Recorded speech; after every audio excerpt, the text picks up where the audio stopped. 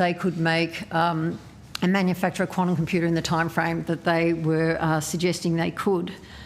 So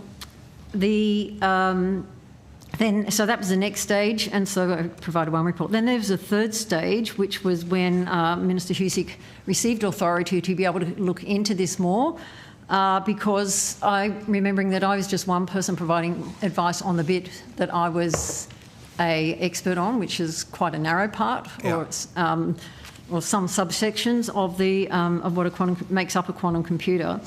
And with that, we were able to sign. There was the first stage where a bit more information, we got a little bit more deeper into some of the information. I provided 2 reports, one on photonics industry in Australia and one on the actual areas of single photon detectors, which is my area of expertise. Right.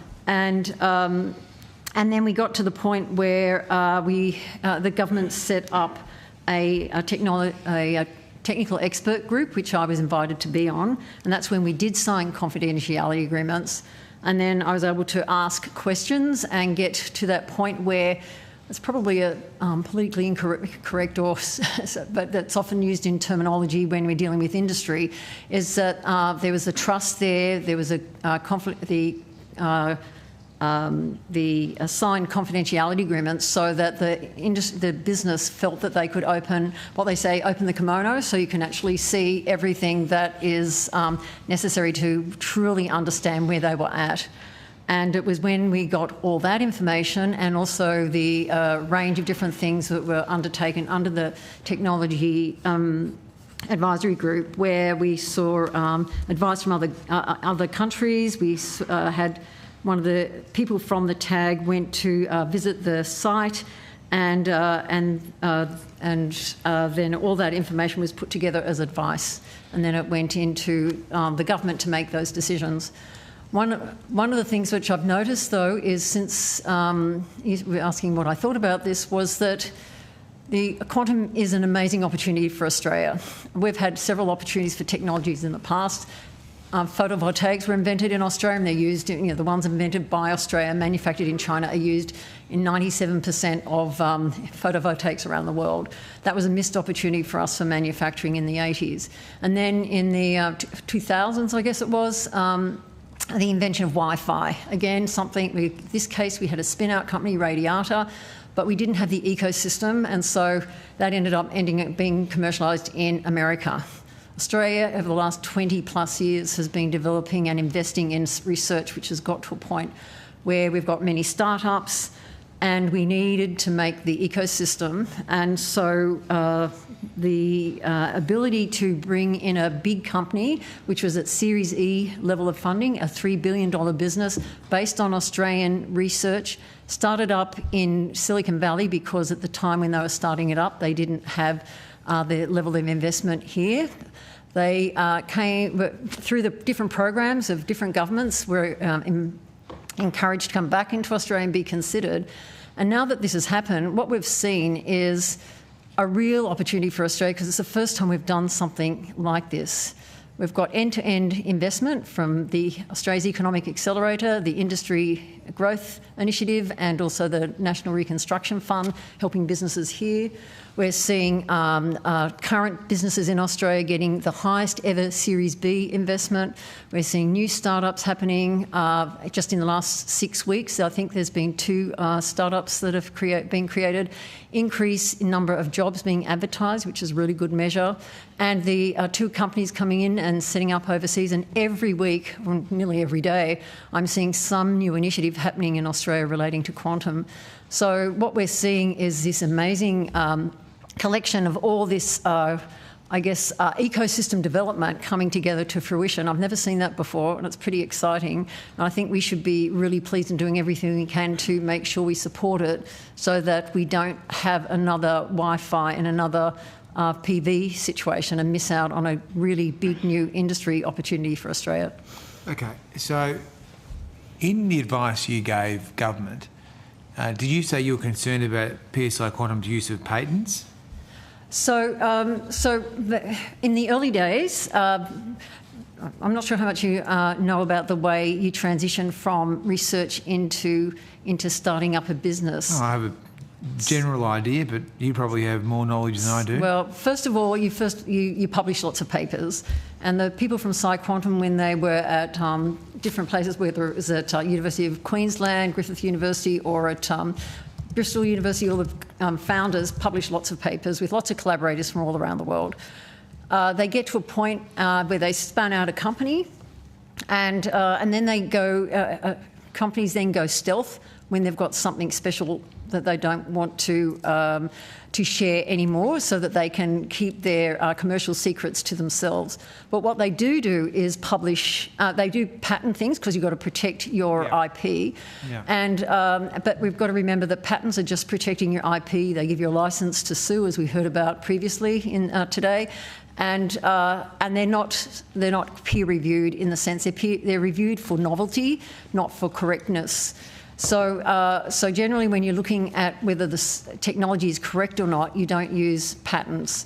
So I raised that as an issue, but then since then we've been given the information by being able to get into the depths of the organisation. I'm an editor-in-chief of a journal, Superconductor Science and Technology, which publishes in this area. I have published myself in several areas, so that we were able to see this information, and the people on the tag were of equal eminence in their different fields that make up equivalent of a quantum computer, the capability. And so therefore we were able to say that the information we saw was of the quality that was publishable. But since then, I think I'll forget the date. So effectively, sorry, I don't want to overtalk you, right. but I just need to clarify. So, just to use your expression, there was a point where PsiQuantum opened the kimono, was there? That's correct, and that was part of and that doesn't happen straight away when you're talking with businesses. They take some time before you get the trust, you get all their contracts in place, so that therefore you can see the absolute secrets of their commercial advantage. When did that happen? Let's see. So that was when we were in the tag system, which was from July 2023. So sometime after July 23. The tag was actually, July 2023 was when the tag was formed, and those things. It didn't happen immediately because you've got to build up that trust, and also you ask questions, and you've got to create the ability to have the dialogue and the information you're looking for, so that you're able to get an ability to assess and be able to make, a report that is able to give the advice to government as to what the technology is telling us. Okay. All right, thanks, Dr. Foley. So I guess we'll come back to the department then in relation to the matters that we talked about earlier today. So I guess my main question here is going to what exactly was the status of the engagement with the Commonwealth and PsiQuantum, and what was the story with the risk and control framework that we talked about earlier today? Is there someone here that can talk to some of those risks and some of those conflicts of interest? Yes, but once again I'll just note that you use a phrase that is not one that we've used. Which one am I using that you don't like? Well, as I said, we use the language of a probity plan. Oh, what did I say? Risk and control. Oh, sorry, I'm a long-suffering internal auditor. But it's similar in concept. And so, as I said earlier, we had probity advice in place throughout the entire kind of sequence of events. And we had a dedicated probity advisor on this, in addition to the department's usual frameworks and operational requirements. I understand that. So I guess the question is, what were those conflicts of interest?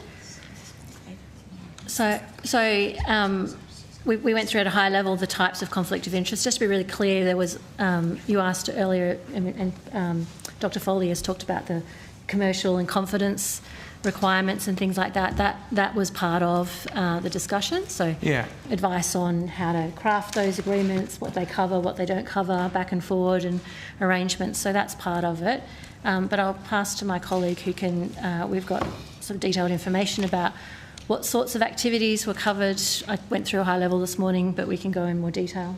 Thank you, Secretary. Helen Wilson, Deputy Secretary of Science and Technology Group.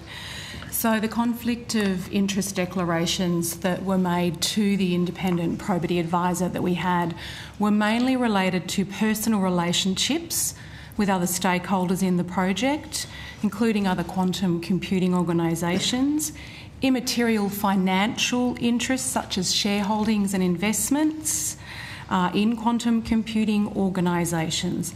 They're the main types of declarations that were made to the probity advisor. And if I can just add that the probity plan developed by the advisor did include a risk and controls document matrix. So, and just to put this in Senator, just to put this into context, at different times, some of the staff that we were drawing on were also involved in other aspects of quantum policy, and so we needed to manage conflicts between those different processes because the government was developing, with the assistance of the Chief Scientist, quantum strategy through 2023. And we also had, as I mentioned, the Australian government has got a shareholding in a prior company, and there are other processes. So we were very conscious of the ability and requirement for us to manage commercial information, but also the tight-knit community of the quantum fraternity to make sure that we were very appropriate and above board at all points in the process. Yeah, no, so I understand that. So I guess two of the categories you identified there, Ms Wilson, were personal interests and then immaterial matters. I imagine the latter are small shareholdings people might have and those sort of things, right? That's right.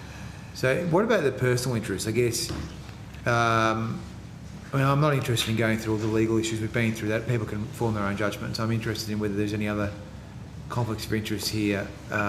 When you say personal interest, you mean interests that may be connected to the minister or the office of the minister? Senator, any conversations and disclosures between the probity advisor and any person involved in the project are confidential.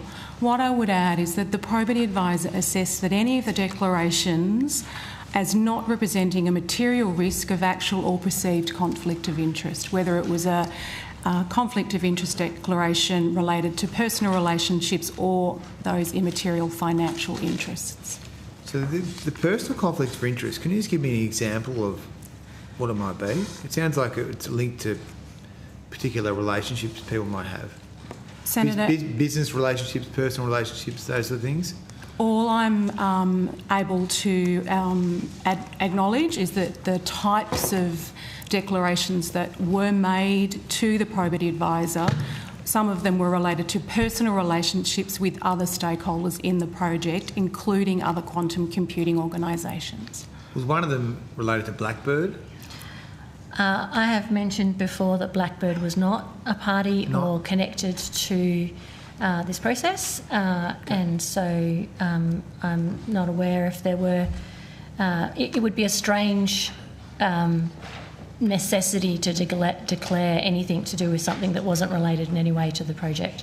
Okay, so these relationships were not to do with Blackbird or any other investor? So we had confidential arrangements in place, as you do in such matters, tightly controlled commercial arrangements, both in relation to ourselves, parties in the EOI process, PsiQuantum itself, our commercial advisors, not to have discussions of a commercial nature with people outside appropriate channels. We did not have detailed conversations with investors in this company or other quantum computer companies for the reasons that we wanted to maintain very tight controls over the information. And so there are a range of investors in PsiQuantum, and we also had the concurrent investment in the Silicon Computer Company. So we were very conscious of those sorts of issues, and we did not have conversations with those investors. Yeah. So did the Minister's office raise any conflicts of interest? Parties in the Minister's office were briefed in not just Minister Husig's office, but other offices were briefed by the probity advisor. Parties did provide conflict of interest declarations to the probity advisor. There were conversations, if needed, as judged by the probity advisor. The probity advisor then put in place appropriate treatments as judged by their professional capacity, and they were then managed through the use of the probity plan and communicated as necessary to other parties in the project. So I'm just not clear whether there are staff in the Minister's office who had a conflict of interest declaration made. So staff in the Minister's offices did provide conflict of interest declarations. To the probity advisor, which was Spark, or was... Sentian. To Sentia. Okay. And how many staff in the Minister's office? I don't have that information. Okay, but isn't this captured somewhere in a master document? I know you don't like my matrix terminology, but isn't this captured somewhere? So the necessity to change or adapt or put in place controls is definitely captured, and that is based on the declarations made by all parties in the project and then the judgment about what was necessary. And we have advice for the probity advisor. We had real-time advice all the way through. We've also done an assessment at the conclusion of the project, as we do with lessons learnt. That probity advisor has assessed that declarations were not represented as a material risk or of actual or perceived conflict, and they're not aware of any deviations from recommended treatments through the process. So, but obviously, I mean, we've all worked on these things before. So, if a member of the Minister's office, but I'm not sure how many, but at least one of them has provided a COI declaration, then that's been managed with the control, right? If necessary. If necessary. So, does anyone know how many staff provided COI declarations? I don't have that information. I'm not sure that we would have been provided that. We made sure that all those people with access to information were provided with probity briefings. So who has the information? The probity advisor. Sentia? Yes. Well, can we get it from them? Happy to take it on notice. I think you will find quite a lot of this is covered by confidentiality and privacy applications. Well, that's maybe the case. And I've taken it on notice. If you need to file a claim, then there's a process for that. Sorry. Did you want to... I was about to share the call, yes. Oh, okay. Well, would you like me to stop here and come back, or...? Sure. Okay. Yes, I was just going to just ask one question myself. Sorry, I didn't mean to cut you off there, Senator Bragg, but I'll... Collegiate person, I'm happy to be cut off. Secretary, Ms Quinn, you said earlier in the day you described what the result of the probity process was that the company that was retained found. Can you just remind us of that finding? So the overall finding is that the probity advisor is satisfied that any potential perceived or actual conflicts of interest with any individual who was involved in the project was appropriately managed with adequate controls in place. Thank you. Senator Reynolds. Thank you very much, and good evening. I've got one short series of questions related to the Australian Space Agency and launch permits.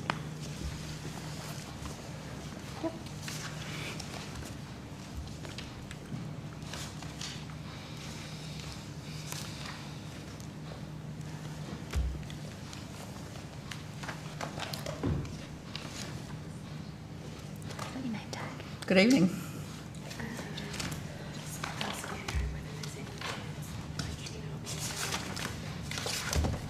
Thanks. Good evening. My questions relate specifically to the launch permit process and also the time frame it's taking, because I've had reported back to me that it's now taking up to 2 years for launch permits to be granted, which, again, I've been advised is the time is presenting challenges with collaborating with international partners like Japan and South Korea. So I'm wondering if you could tell me what the process is now and whether it's similar to the FAA process. So Enrico Palermo, Head of the Australian Space Agency. Senator, the Australian Space Agency administers for government the Space Launches and Returned Act 2018. And as part of the Act, in ensuring the safety of space launches from Australia and encouraging entrepreneurialism is not an either-or proposition. It'd be good to talk specifics on which permit you'd like to get details on, because we have issued several authorisations under the Act in the last So how many have you got? How many different types of permits? So I've got the Head of the Office of the Space Regulator here, Mr. Christopher Lewis, who can outline the various authorisations. Good evening, Senator. Excuse me. Christopher DeLewis, General Manager, Office of the Space Regulator. There's several different types of permits under the relevant legislation. I think probably the two key ones are what's called an Australian launch permit and also a high power rocket permit. And so what's the process for both? I'd say they're similar. The Australian launch permit applies for orbital space launches and also launches that obtain an altitude above a certain level. But generally speaking, the process is fairly similar. And as Mr. Palermo said, the legislation focuses mainly on safety as also an element of security. So the application process requires the proponents to submit an application that details various aspects about the launch vehicle itself, the type of operation, the type of flight path, and then obviously in relation to security aspects, how those matters are managed, and the like. And as I said, they're similar for high power rocket and Australian launch permit. Is there a cost associated with the application? There is no cost for an application. So can you just give us an idea then for both of those types of permits, how many applicants you have and what the average time frame is from submitting the application through to approvals or denial? Yeah, certainly. If I could take the question on notice regarding the number, just because there's some complexities about how they're counted, so I prefer to provide that back in writing. Are we talking like a handful, or are we talking? I imagine we're talking handful, not hundreds. Correct, a handful. Yeah. Yep. And sorry, Senator. No, please go. So the timeframes very much vary on the complexity of the proposal. The Australian Space Agency Office of the Space Regulator has, through the Minister, has issued the first high power rocket permit earlier this year, and also, as you'd be aware, the first orbital space launch for Gilmour Space Technologies. They're probably at the either end of sort of the complexity level. An orbital space launch is very complex. Yep. And in terms of timeframes, they really do vary. We don't track an average number at this point in time, just due to the low numbers. Okay. So how many staff do you have working on these? Within the Office of the Space Regulator, there's 28 staff, but that covers the whole range of the regulatory spectrum. And what I mean by that is sort of on the legal side, administering the law and making recommendations for amendments through to assessments. So with the assessments themselves, apart from the legal assessment, does it accord with the law, with the Acts, do you need specialists? Presumably you need specialists. Are they Australians? Do you use contractors? How do you do that technical assessment? Yeah, that's correct. We do use a contractor base. We have a panel. We use a various number of Australian-based aerospace engineering companies. Okay. And is the process that you've adopted, presumably there's an Act and some regulations. Yes. So the regulations guide how you do it? Yes. More like, the process. Yep. There's an Act and rules. Yep. Yeah. Is that modelled on the US FAA or anyone else? Generally speaking, I'd say the relevant standards, the sort of the quantitative standards in terms of the safety target is what we call it, is similar. with the United States. That there are different processes, but generally speaking, they're reasonably similar. Okay. If you then take on... Just to clarify, the legislation doesn't have mandatory time frame in it. Okay. But the guidance provided is subject to all the information being provided that the agency aims to do something within 6 months. Is sort of a self-imposed kind of aim, and that's the resourcing provided. One of the issues is clearly in the first stages of implementing a regulatory regime, applicants don't always necessarily know what all the information is needed, and so you can get a bit of back and forward between the proponent and the regulator. We would expect in general for things to speed up as the industry becomes more mature and it becomes clearer what information is required. But it's always, if people put in an application and it doesn't have enough technical information, there might be an iterative process. So are you looking at, given that, like, put it this way, given this is a highly competitive global business, slow approvals obviously are going to be a real hindrance to new Australian companies or more existing companies. So is this something you're looking at, working out how to speed up the process? Perhaps, Secretary, by providing more information up front, or actually having someone talk through the application to make sure they get everything in right first time? So, I mean, clearly the team are looking at lessons learnt, having gone through the process for the first time. There is, and so yes, in the short answer, and we're aware of the desire to reduce regulatory burden on companies. Any regulator has to be careful, though, about how involved they are in the application process. Because the ultimate purpose of the regulator is to ensure that things are safe and secure. No, I understand that. So if it is complicated, yes, so and if people are not putting the right information in up front, I would have thought that the regulator could work out where the deficits were and ensure that they, not to say what to put in it, but to be clear on what needs to go in it. Yeah, and that is a process of regulatory maturity for both the industry and the regulator. Okay. Sorry, did you have anything more, Mr. Bye? Yeah, if I could add, Senator, we do hold, I beg your pardon, a process called a retrospective. So we're committed to working with the sector, noting the risks associated with being too close to the sector. After each application process, once the activity is finished, we sit down with the proponent to talk through the whole process and look to identify areas of improvement. I think if you talk to anyone that's gone through the process, they will agree that we're very forward-leaning in that regard. Okay, look, thank you. I won't take up any more time on this, but could you just take that on notice? And if there's anything more in terms of what you're doing to, as a new organisation, to speed that up, obviously not compromising safety, but not killing the industry before it really takes off. Thank you. Happy to do that. Thanks, Senator Reynolds. Senator Bragg. Thank you, Chair. So I guess where we are on this is that there were disclosures made, there was a process to manage those potential conflicts, and everyone was seemingly satisfied with that process. Yes. Okay. And your evidence is that the conflict of interest disclosures were made to the third party and not made known to the department. So the information necessary for the department to put in place arrangements was made obviously known to the department, because we put in place various kind of controls and various kind of processes to make sure that we were implementing the probity plan. So the outcomes of any concerns or risks or anything raised that were turned into mitigable actions and controls. So it's an iterative process.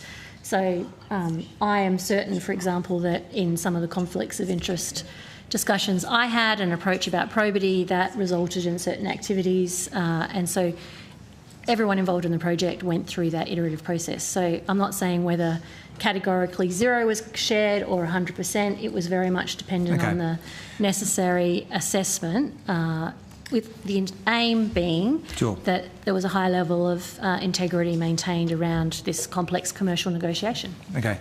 and other commercial parties, including the expression of interest process. Yeah. So in relation to the COIs flagged by the Minister's Office, you don't know the contents of those?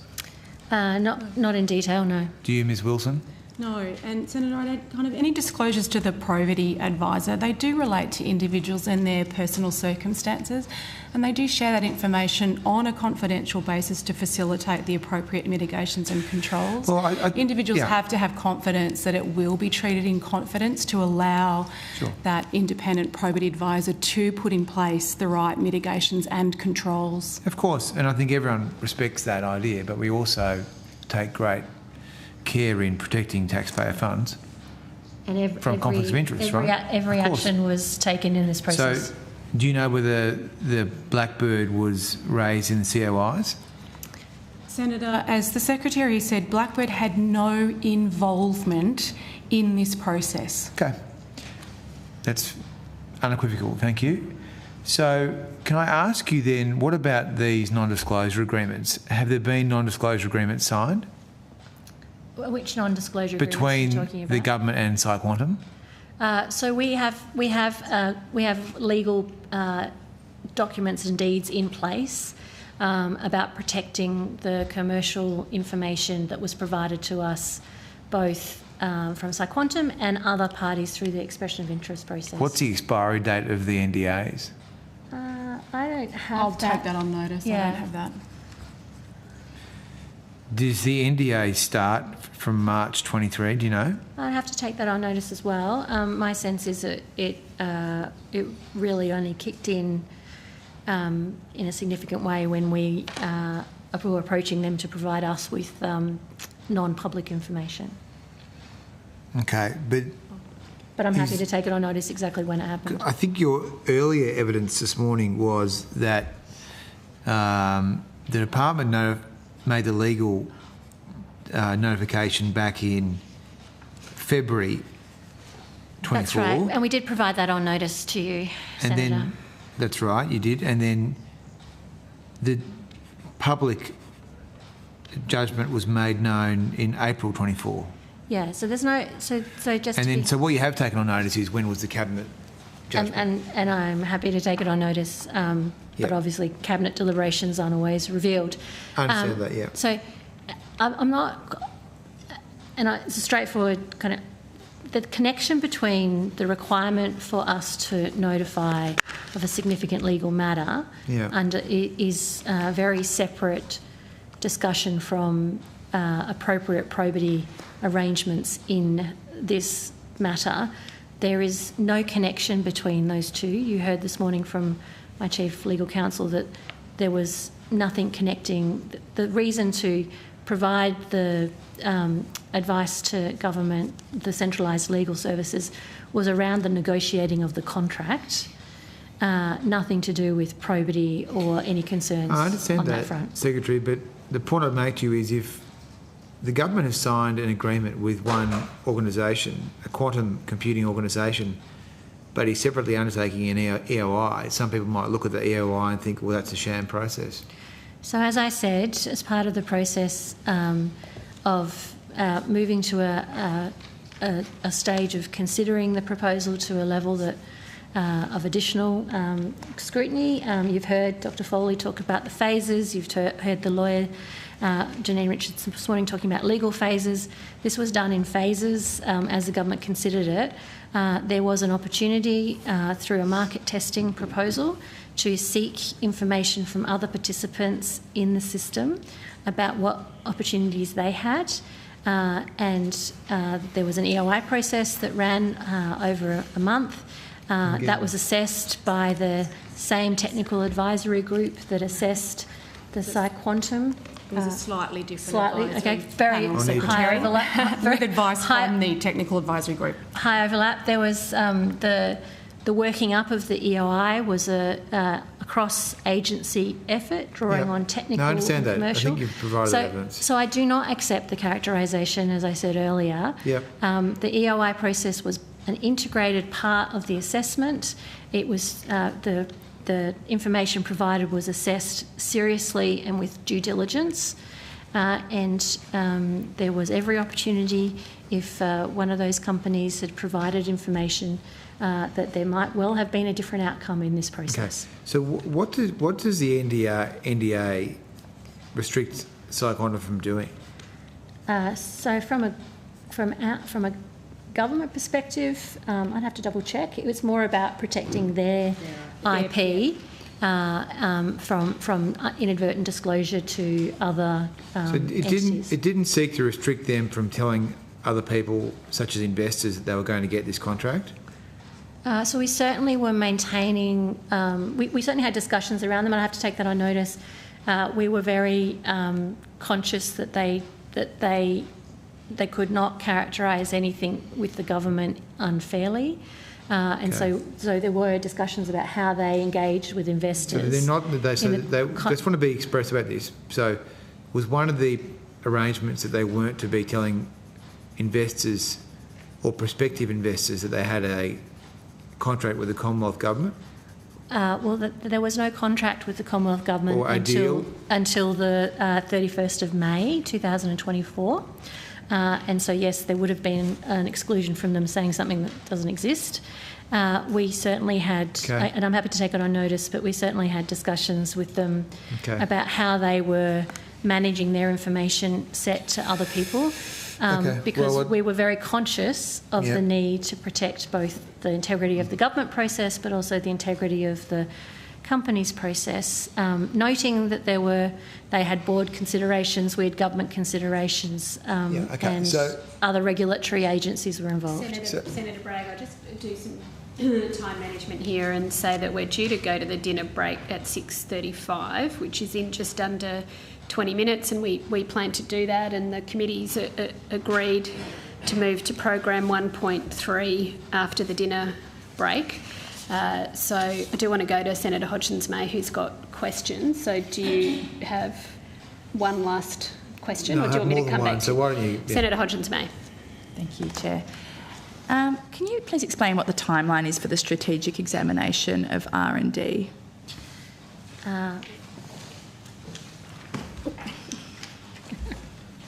So the government announced in the budget that it was intending to undertake a examination, and it is still considering various options, but I'll hand to Dom English.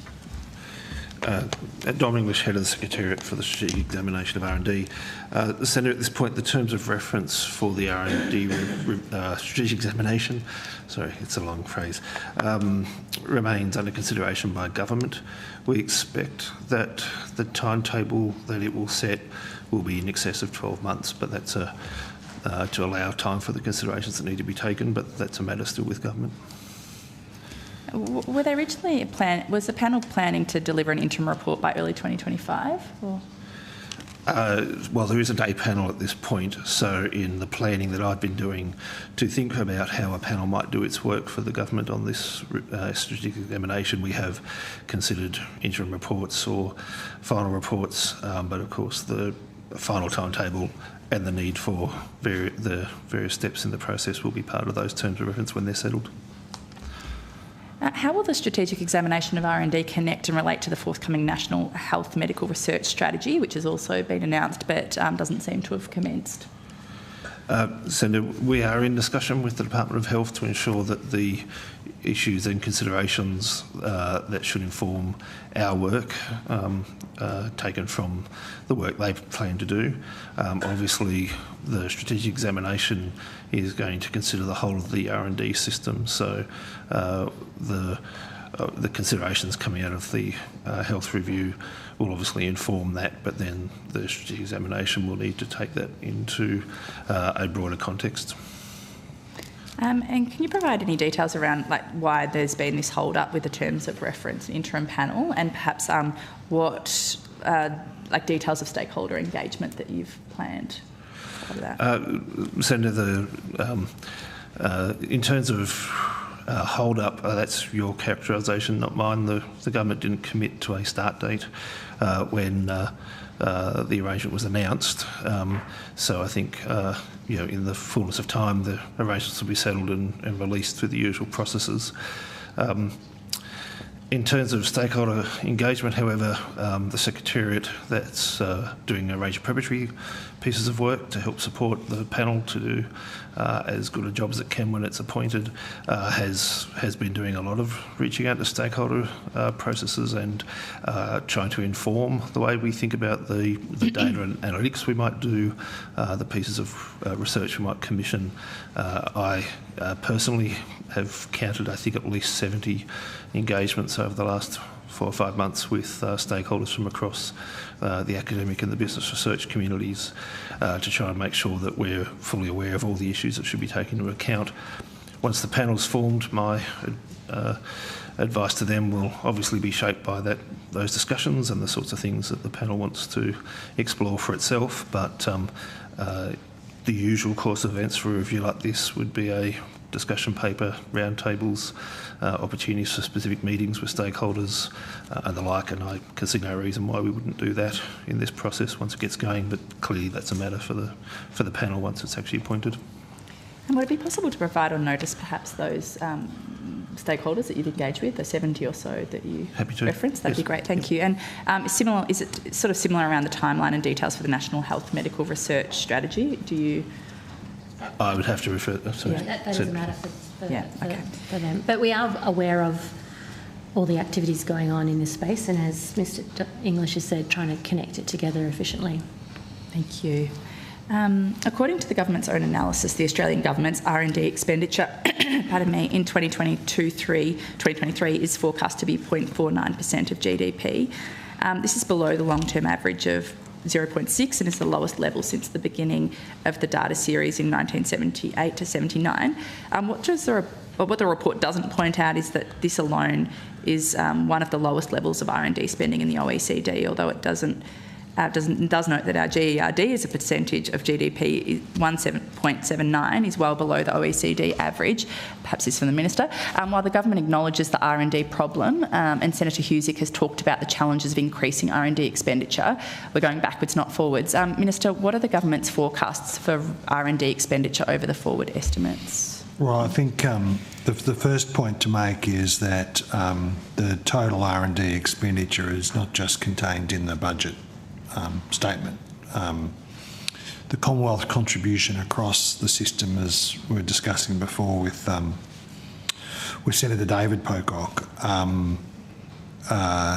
does go. CSRO is important, but it's spread across the universities and the health sector, the CRCs. You know, all of those elements of the Commonwealth's contribution. Then, of course, you've got the states and territories in areas like agriculture. That is a very important part of the national research and development capability. And then, of course, there's the private sector. What we've seen, of course, in areas of R&D intensity, like the auto industry, is previous Conservative governments push large manufacturing firms offshore. That has done more damage to our research and development capability than anything else. So I just make that point to say it is that the purpose of the review is to have a strategic look at the whole R&D capability, it will, I think, offer a bit more transparency too for not certainly the community, but also the R&D community. You know, those scientists who are engaged in that kind of work to be able to see what the rest of the system looks like, and for the government to reach some conclusions about what the best way forward is. It means everybody's got to be part of a national effort to lift R&D, and it's not just a public sector equation. Do you have an idea of what that would sit at a percentage level for government, not for private sector? What? Yeah, I'm looking forward to seeing the review. I don't know whether the minister's reached some conclusions about that, but I'm looking forward to seeing the review. I think that's its purpose, and that'll be a good platform for future decision making. Thank you. That's all. Chair. Oh, thank you very much, Senator Bragg. Thank you. Back to quantum. So, if there were, sorry, let me start again. Were there any breaches of the NDA? Not that I'm aware of. No allegations of Not that I'm aware of either.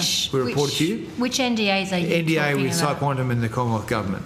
Not that I'm aware of. Okay. I am aware that there were some concerns around the EOI process. Yeah, okay, we'll come to that. So, but basically, if Quantum approached other firms seeking investment and said something like, we're in advanced negotiations with the government, would that breach the NDA?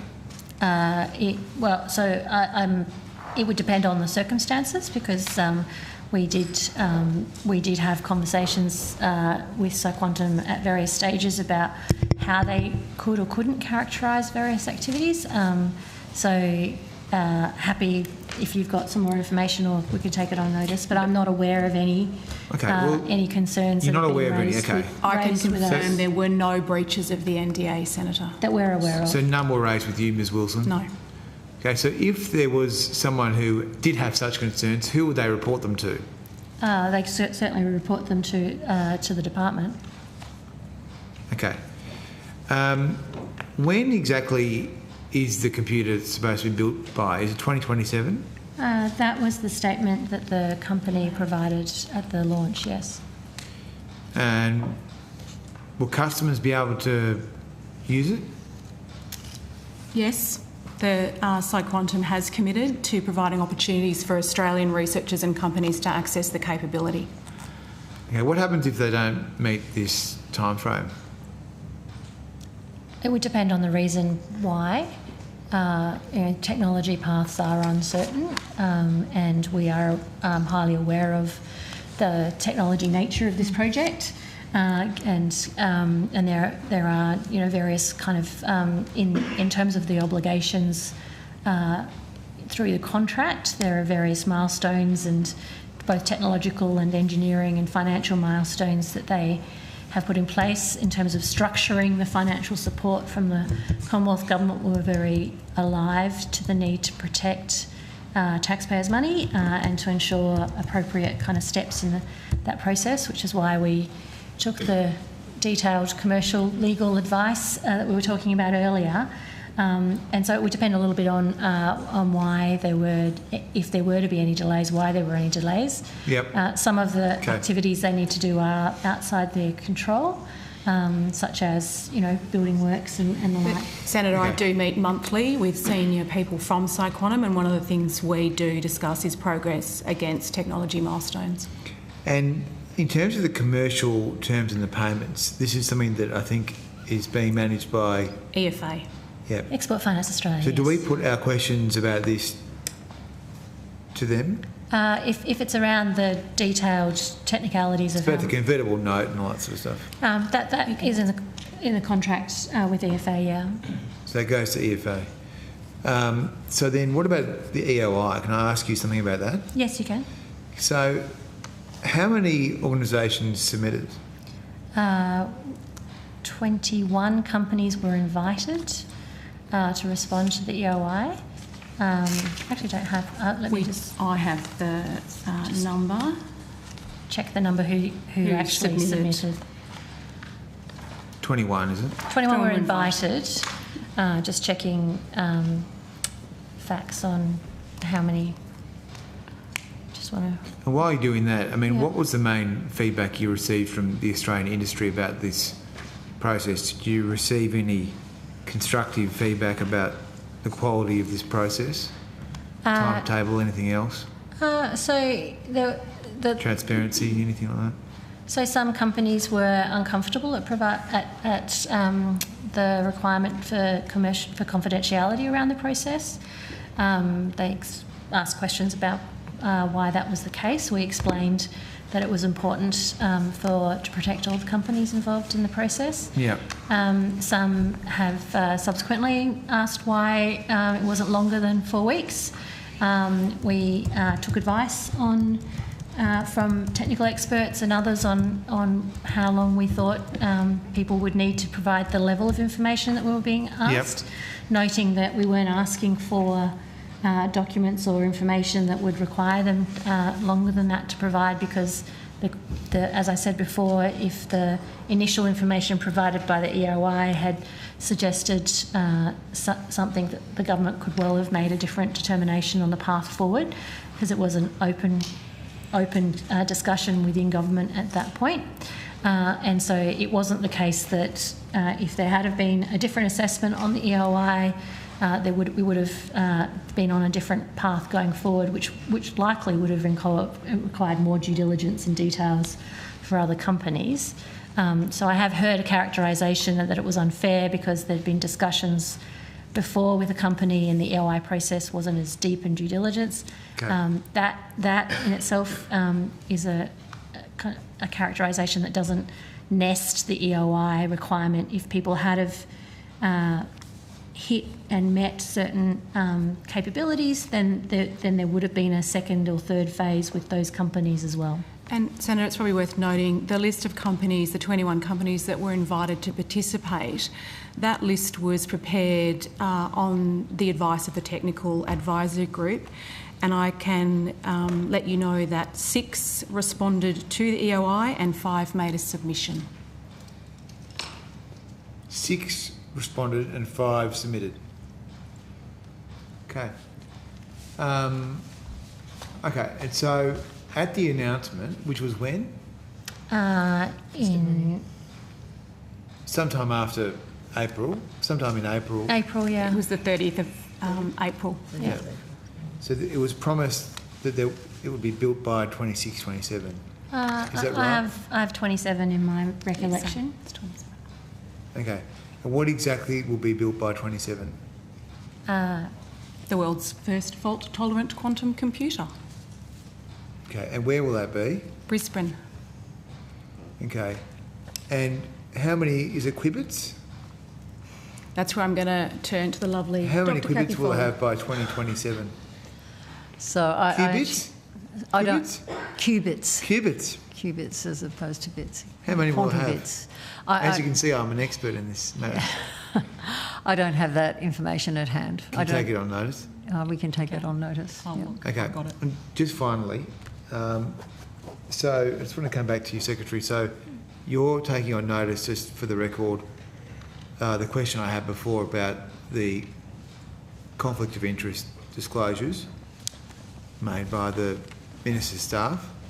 Are you asking specifically about Minister's staff, or are you asking about Well, I'm asking all for staff? all of them to the extent you can provide them. As I said, I'm happy to take it on notice, but it's highly unlikely that personal information that's covered by the Privacy Act will be provided. But I'm happy to take it on notice.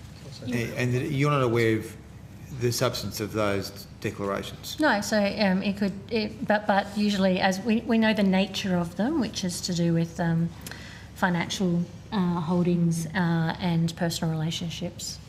Okay, well, we look forward to seeing those answers. Thank you very much. Thank you, Senator Bragg. Thank you very much to Program 1.2. And again, our thanks to you, Dr. Foley. The committee will now suspend for dinner and resume at 7:20 p.m. with Program 1.3 and related agencies. What time?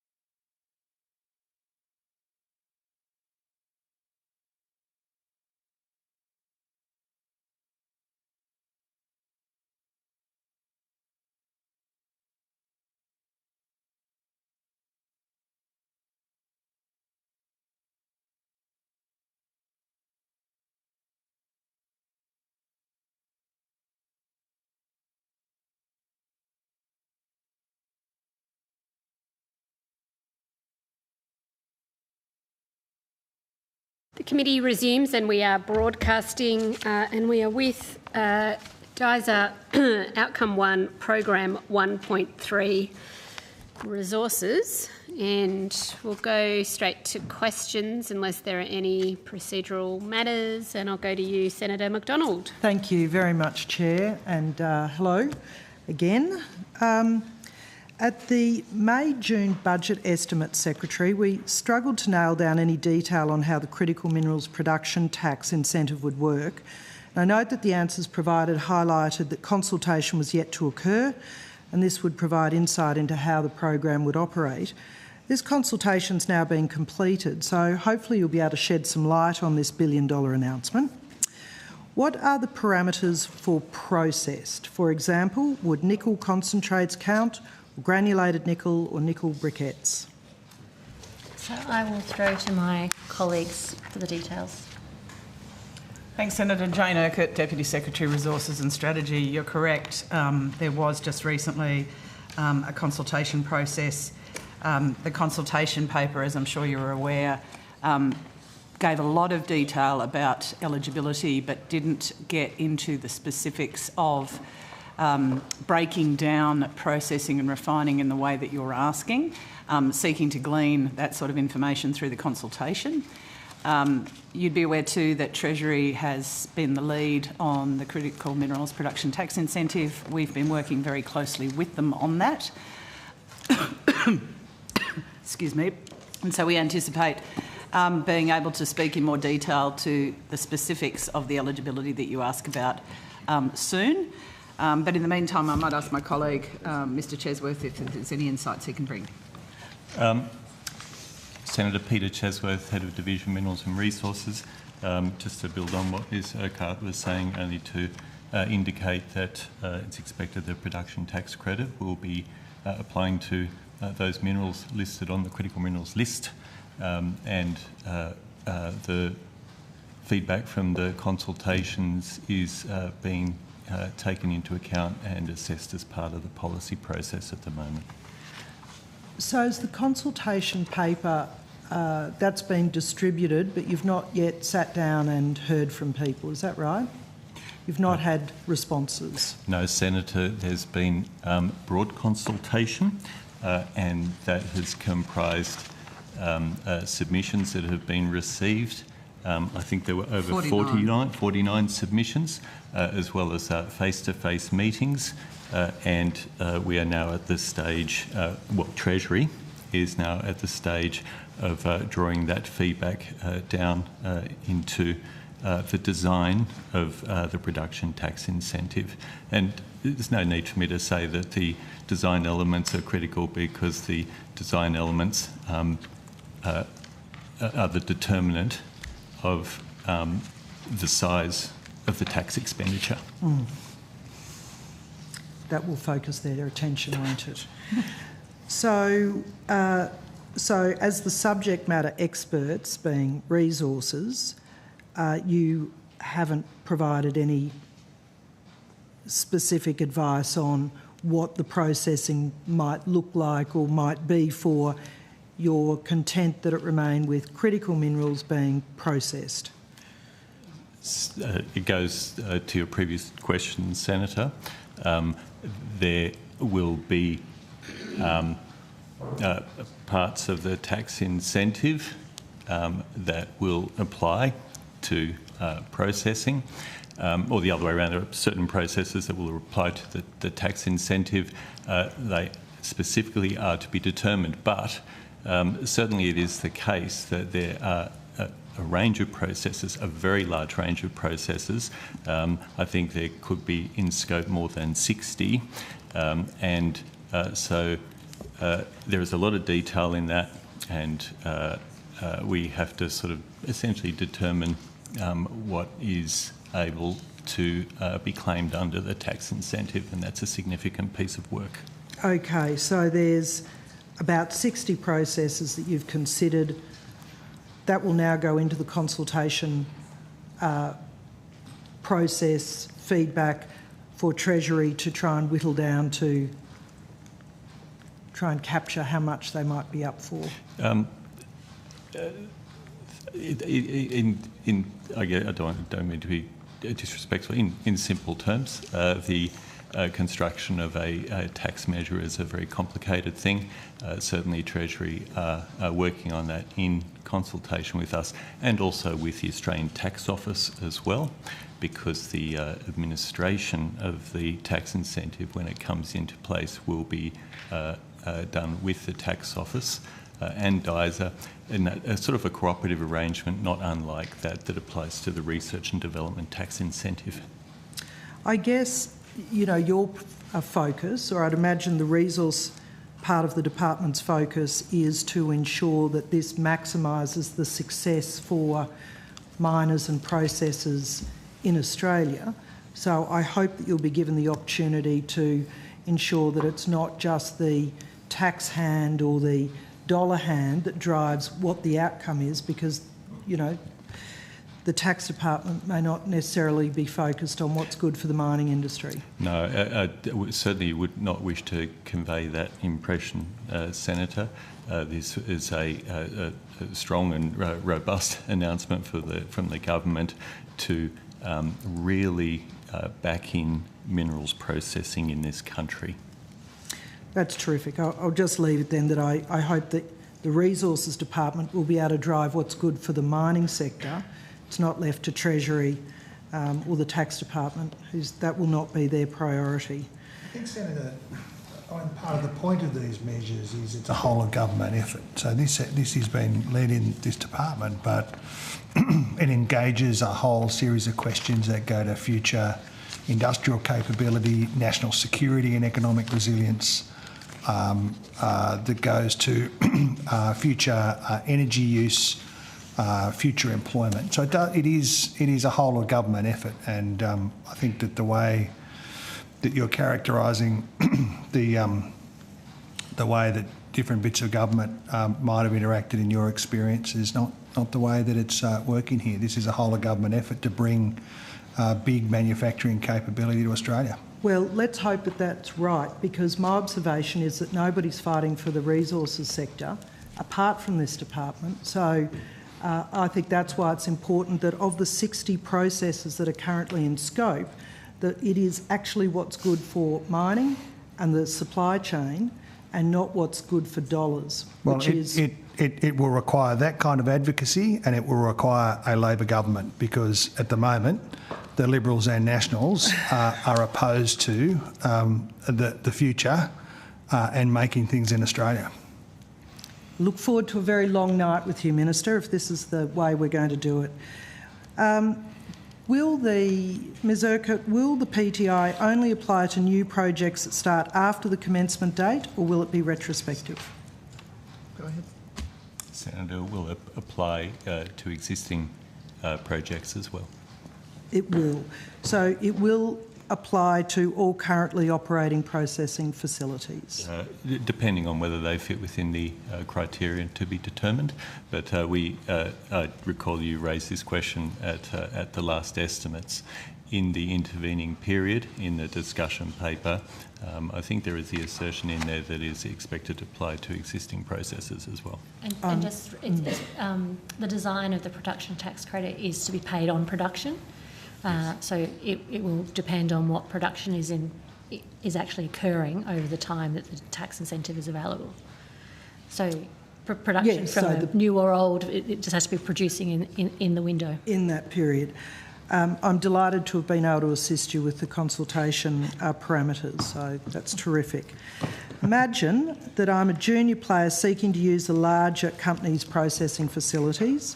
Does the junior receive the credit for actually producing the mineral to get processed, or does the processor itself receive the credit for having done the processing?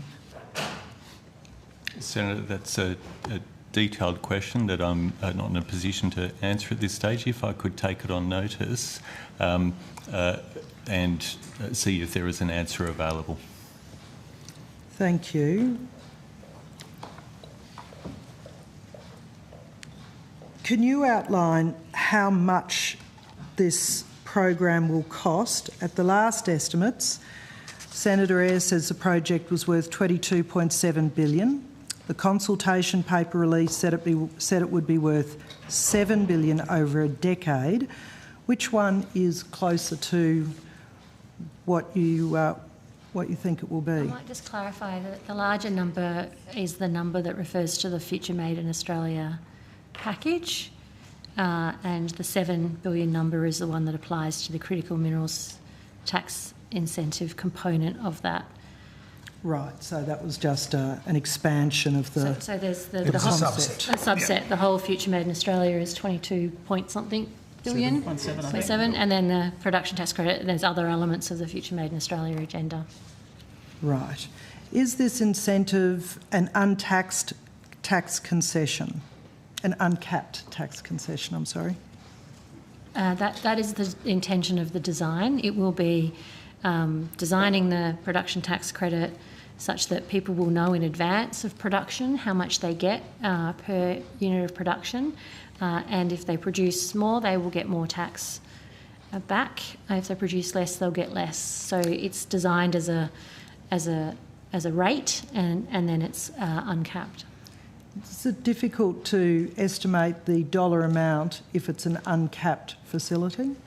Most tax measures into the future are difficult forecasting exercises because you have to take into account the shape of the economy, the prices that might be paid, the levels of output, etc., etc. So it is a complicated exercise putting together the projections. Treasury is responsible for doing so at every budget update, and they draw on information from others across the system, including DISA. There's been some media commentary about the potential of bringing forward the critical minerals production tax incentive. Is the department aware of any plans or proposed plans for this? So the final design is still being considered by government. There have been discussions about the timing. I think some of that goes to the arrangements, the really technical detailed arrangements about what would be paid when, that is part of the consultation process. So that's all in the mix for the government to consider. Minister, when will this legislation be brought to the Parliament? Will it be before the election? Well, the current lot of legislation you voted against. That wasn't my question, Minister. My question is, when will this legislation be brought to the Parliament? And I'll finish my answer, if that's okay. The government will advance legislation when the government decides to advance the legislation. So no confidence it'll be before the election then? Well, all of this, the biggest risk to future manufacturing in Australia is Mr Dutton and the Liberal and National parties. Well, not if you can't bring it forward to the Parliament. We can't vote on anything that's not before the Parliament. There's plenty of good ideas you've been voting against so far, and you've voted against the Future Made in Australia legislation that's been presented to the Parliament thus far, which included a national interest framework which provides some discipline for future government spending, which is a wild and reckless thing to do, and misunderstands the risks and opportunities for the future Australian economy, particularly in regional Australia. So we don't know how much the production tax incentive is going to cost. We don't know which processes it will cover. We don't know whether juniors or the senior processor will receive the incentive payment, but, Minister, you'd like us to vote on this legislation that's not yet before the Parliament. Well, you voted against the legislation that's been presented to the Parliament. The legislation which has in no relation which has no clarity. Well, when it arrives, it'll be crystal clear. Ooh, good. And what you've already voted against is future manufacturing in Australia's regions. In Western Australia, Senator Smith's state, where the resources industry is very strong and very important to the future economy of that state, Mr Taylor and Mr Dutton are out there campaigning against the resources industry and against future manufacturing jobs. If that's the political decision that you've made, it's very hard to understand, but that's the position that you're locked into. I understand you've recently said that it's proceeding too slowly as well. You're opposed to it, but you think it's going too slow. It's very, very hard to understand. Minister, how can we hope to support it if there's still no details? I don't hold out any hope, really, for your side of politics. I don't think there was supporting any hope good that there supporting would be good policy. detail, and we'll ever get to vote on it. There is a process that the officials have outlined. I'd like to turn. It's a good process. If you're turning, I'll share the call. Sure. And I will go to Senator Pocock, and I'll come and chat to you, Senator Pocock. I've got some questions about the gas-fired recovery. If there's, sorry, future gas strategy. Future gas strategy. Apologies.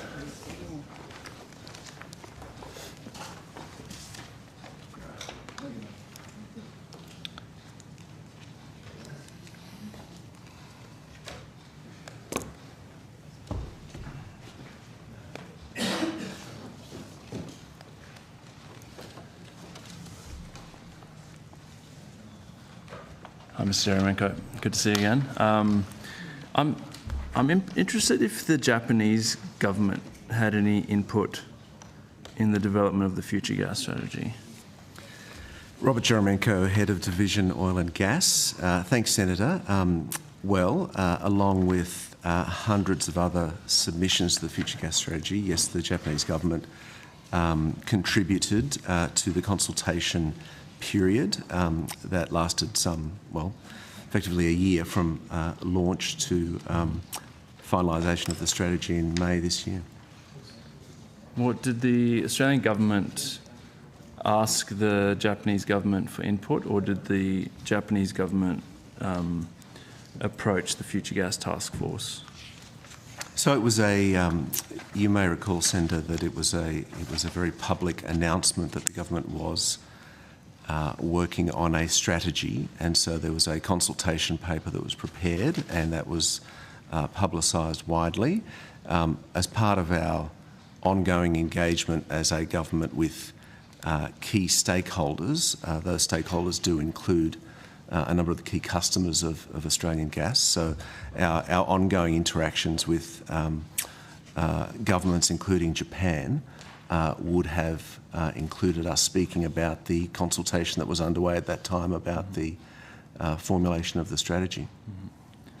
Thank you. That's useful. So did they reach out to you, or did Australia reach out to them? Look, the actual specifics of that, I would need to take on notice. It's actually a little hard to know with precision. We certainly told people we were doing the process, engaged with interlocutors. Our DFAT colleagues as well were aware of it when they were talking to customers and colleagues in country.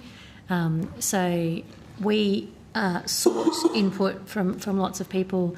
Did we specifically ask specific people to put in submissions? It's not generally how we approach these things. Yeah, and that's why I'm asking. Yeah, so we don't generally go and ask people, can you please put in a submission?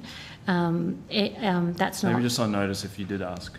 Yeah, we can. It's not our usual process though. If we wanted some specific technical detail, we would ask that through a different process other than the submission process per se. And so did they provide a written submissions, or were there meetings? There were definitely discussions that were held directly by us with members of the consular corps here, as well as through our post over in Japan, in terms of talking about the sort of things that we were thinking about putting together for the government as part of the early days of the strategy. Yeah, I'll leave it there. Thank you. And maybe just on notice, if you could provide any written submissions or notes from those meetings, please. And I should add, Senator, sorry, I forgot about that second part of your question, that all of the submissions that we have permission to publish, some people want confidential submissions, will be up on our website. I just can't recall whether we actually have a public submission from a Japanese company or government. Thank you. Given there were other meetings, if there are sort of minutes or recordings of what was discussed, that would also be very useful, please, on notice. On I'm interested if the Japanese input to the future gas strategy was facilitated by Santos, Woodside, or any other company operating in Australia. Is there involvement from? No, Senator. I mean, we obviously maintain contact both with the Japanese government, but also with Japanese companies.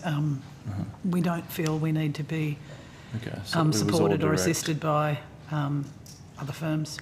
Okay. But we also can't rule out joint venture parties having discussions and exchanging information, and so there are a myriad of joint venture opportunities between Japanese investors and Australian companies.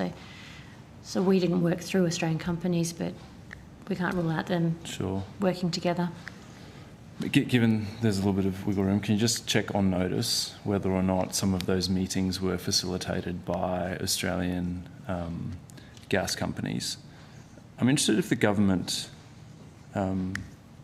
sought or received input from Pacific Island countries on the future gas strategy. I don't have that information to hand, Senator, but I can check whether we did. Okay. And can you confirm if any other foreign government officials provided input into the strategy? And if they did, which countries? Well, the answer is yes. Yes, there definitely would have been.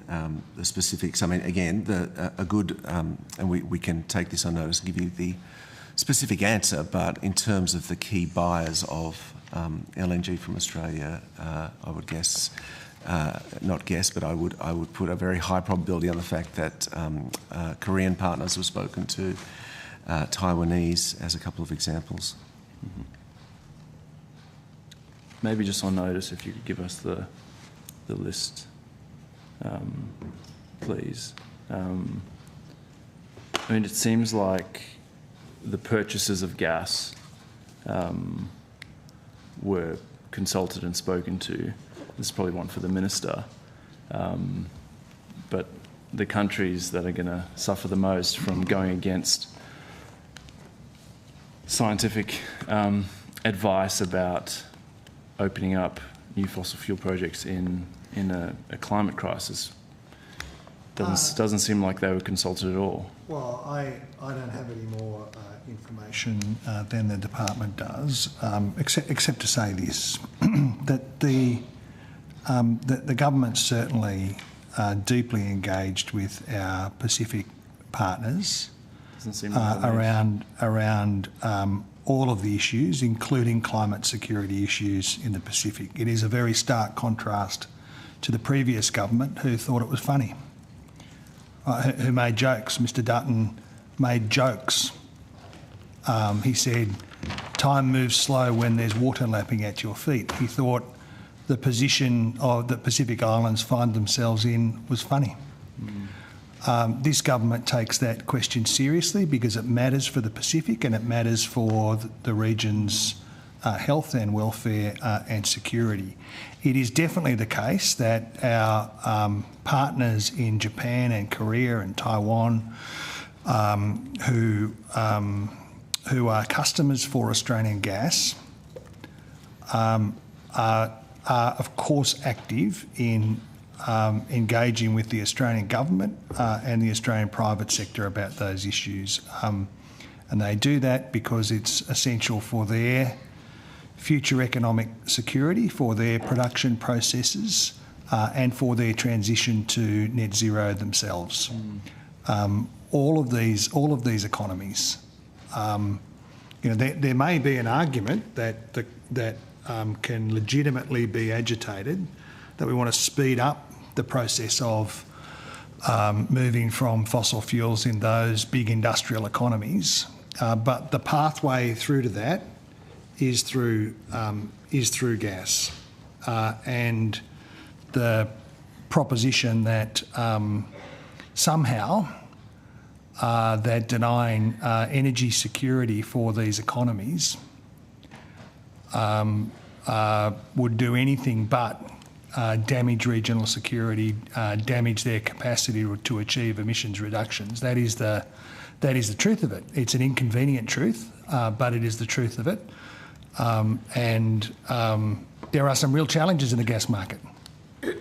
But that's why they are so active on those questions. Last question, Senator Pocock. Thanks, Minister. I mean, I take your point about the coalition, and I'd agree, but there's at least an honesty about the coalition. You kind of know that they're not serious about the transition, and they're fairly upfront about that. But we hear great things from your government, and I'd commend you on your engagement in the Pacific. But it seems to me when it actually comes to the transition, one of my big concerns with the future gas strategy is we're in a situation now where we have Japan, who is exporting as much gas as we send them now, saying we need more gas to keep the lights on, even though we've turned this into an export market for ourselves. And I feel like we're getting hoodwinked, and the ones who are going to cop it the most are our Pacific neighbours, who we talk so much about. We talk about the Pacific family, but anyone who's spent time with Pacific Islanders or people from the Melanesian Islands, you know what family actually means and looks like to them. And I find it so hard to cop to say Pacific family. Yes, there is.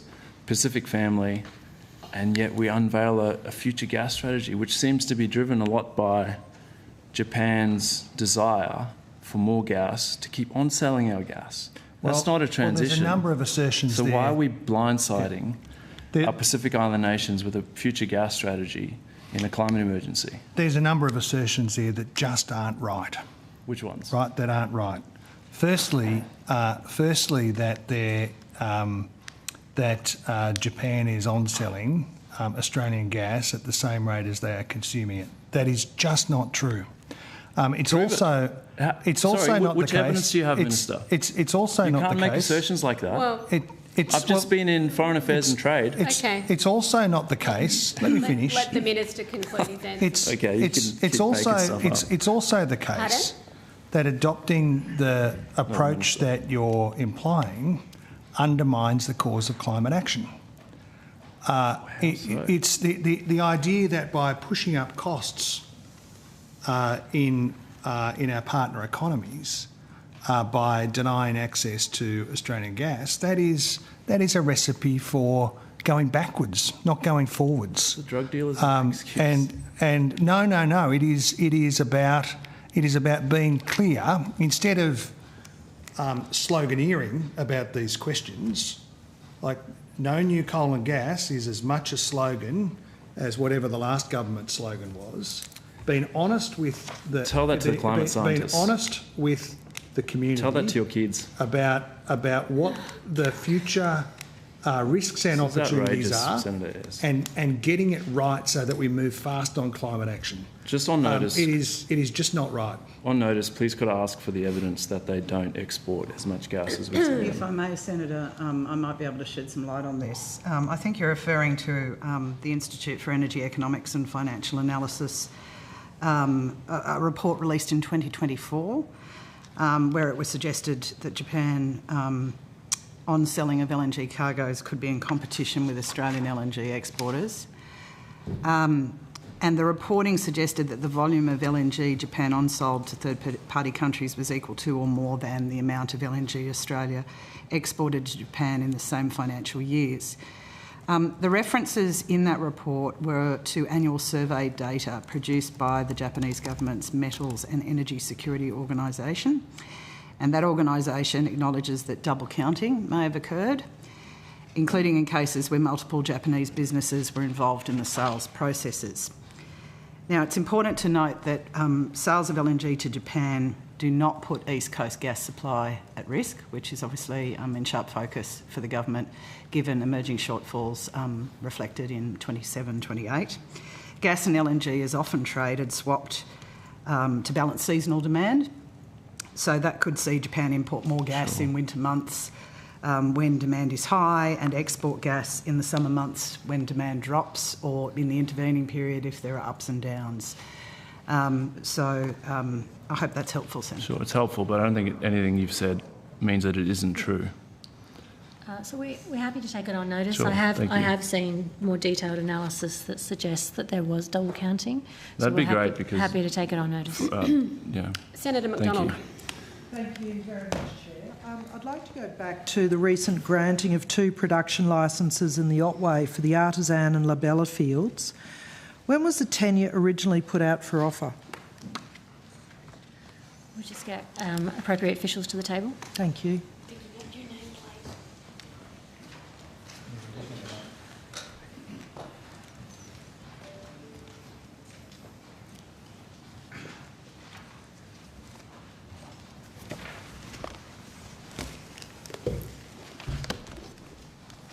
You might need to restate the particular projects you're after. Thank you very much. So I want to talk about the production licences in the Otway for the Artisan and Labella fields. I'd like to know, when was the tenure originally put out for offer? Cliff Weeks, General Manager, Offshore Resources. I'll try and find an answer to it, Senator, but I'm not sure if I actually have it in my notes. It's probably a media statement at the same time, or a...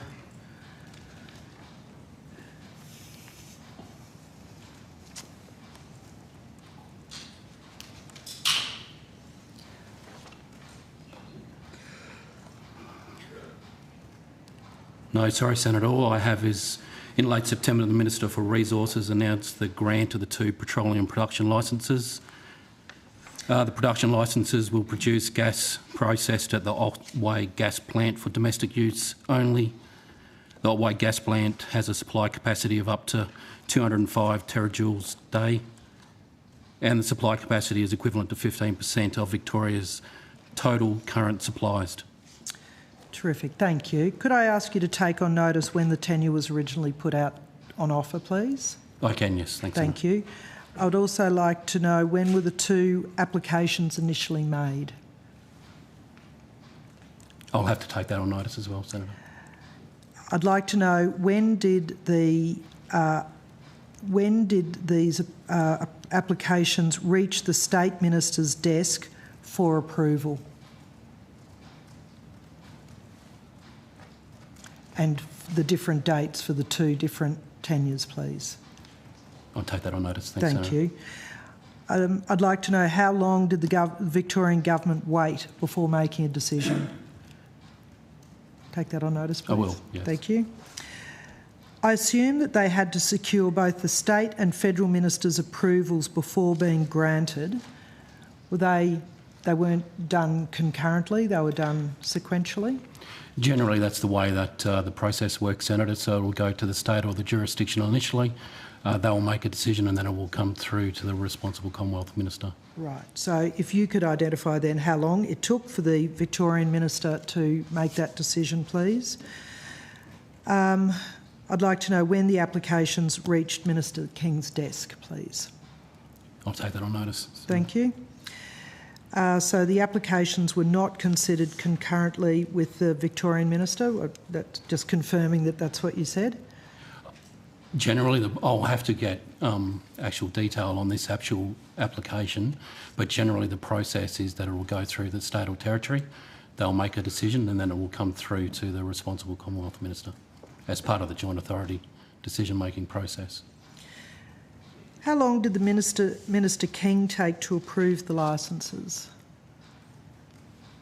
I'll have to take those timeframes on notice, Senator. So, I don't have that in front of me. With all respect, Mr Weeks, this is your department. I assume that it was you signing off on the brief to send them up to the Minister to sign? We will have that information, Senator. I just don't have it in front of me. So, in preparing for estimates, and you know that this has been a topic of much discussion, I am really surprised that there's not somebody in this room that doesn't have that information, and that you would come to estimates without the information, I think surprises me. Let's say that. Is there anybody else in the room who would have that information? There won't be, Senator, no. Secretary, are you surprised that we don't have this information to hand? This is a really It's a gas crisis. We've got a looming gas shortage coming, and yet we don't have any information. It's almost as if somebody decided not to bring the information with them. Well, I don't think that's an accurate characterisation. I'm not aware of these level of detail questions having occurred in my time as Secretary, so, but we're happy to take it on notice. The precise dates and things in ministerial decision-making are matters for governments to release. Well, what I'm trying to understand is that the Minister's media release talks about the urgency of needing new gas to the market. I'm trying to understand, if it was so urgently required, why it took so long to be approved, and you know, it doesn't make sense. We know that it was over 100 days. I suspect it was closer to half a year that the approval sat on the Minister's desk. So this is a national emergency. I'm just trying to understand what's going on. So the officials have taken it on notice, and we will take it on notice and see what we can provide you. Okay, so at estimates, it is the purvey of senators to ask questions that relate to the expenditure and the budgeting. This definitely falls within that. I think that to come unprepared with this sort of answers for the Resources Department is, we're missing a big bit of information. So, Chair, I'll keep going, but I do want this information. These are very detailed timeline discussions on regulatory decision making. We come prepared with the arrangements for how things work, specific details, but we don't have all the details for all the regulatory decisions made for all circumstances across the portfolio. That has never been the stance that we've provided estimates. This level of detail, I'm not familiar, having been asked. We've been asked various other questions related to the layers. We will take it on notice and provide what we can. Okay. Can I ask when the decision to approve the two applications was made public, please, Mr Weeks?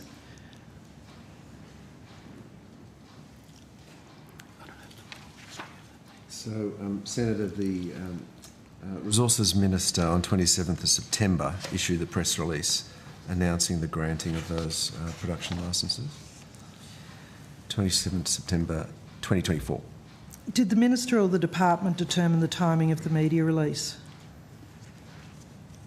So the ordinary course of events is that we will provide advice and assist with information for the Minister's office and the Minister in terms of content of a media release. The timing is ultimately up to the Minister. Okay, so the delay between the approval date and the decision to make it public is the Minister's decision? Well, I'm not sure that, well, I'm certain that nothing that we have said here has given any evidence that would support a statement that there's been a delay. We've taken it on notice. So what I'm trying to get to is the urgency of getting this news supply online. The Minister's publicly outlined it. There was a delay in the approvals date and the publishing of the media release. I take what you say at face value. Thank you. Does Minister King receive oversight of the ACCC's gas inquiry report prior to its public release? Yes, there is. The ACCC is given the go-ahead to release that publicly by the Treasurer, but it is provided to the Treasurer and relevant ministers ahead of that. How long in advance of release would the Treasurer and the relevant ministers receive that report? There is a statutory time frame set down. If I can sort of switch it the other way, once the ACCC provides it to government, there is a set number of days, and I don't want to mislead you by picking a number that I'm not certain of, but I'm thinking it's around the 15-day mark, but I'll take that on notice. Thank Senator, you. if I may.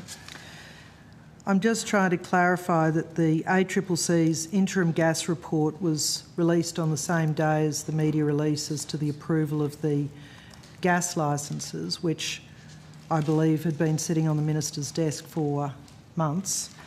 I'm just trying to understand if there's any correlation between the two things.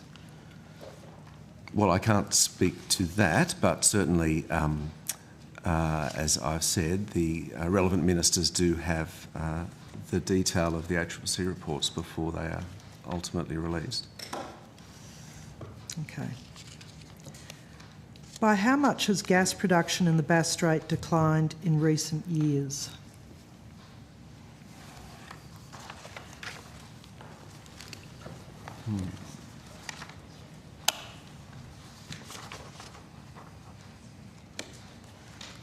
So I might, I'm not sure whether our analysis and insights colleagues have data to hand in terms of the specifics, but there has been a significant decrease, that is for sure, and that is one of the challenges that we face in terms of making sure that we do have appropriate supply to meet the demand as we transition to net zero.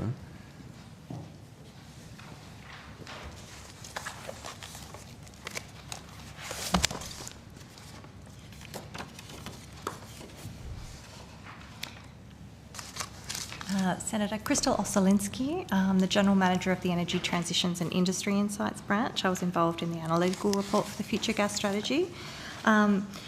Unfortunately, I think we may have that information, but I might need a second to locate it within the document. Obviously, we published a lot of material in the Future Gas Strategy, so I'll need to find my page. Thank you, I appreciate that. Did you want to go to another question and then come back? I think that's a good idea, thank you. What I'm trying to understand is, has an equivalent supply of gas from onshore or offshore Victoria come online to replace that decline? So I'm trying to identify how much is the decline and how much new gas is coming on from those fields. At a high level, the answer is no, because the overall production has fallen. Yes, we wouldn't have a shortage, would we? Thank you. If you could provide those numbers, that'd be great. The Victorian Energy Minister claims that there is some fairy tale notion that there are all these reserves of gas yet to be tapped in Victoria. Is that the case? That there's a fairy tale notion, or is there still onshore gas reserves existing in Victoria? So I don't know how much data we've got about onshore gas, given most of our regulatory activities relate to offshore gas. So I don't know how much knowledge we have of the onshore reserves. Would that be a good question? Would geosciences know the answer to that? They would be better placed to answer that, yes.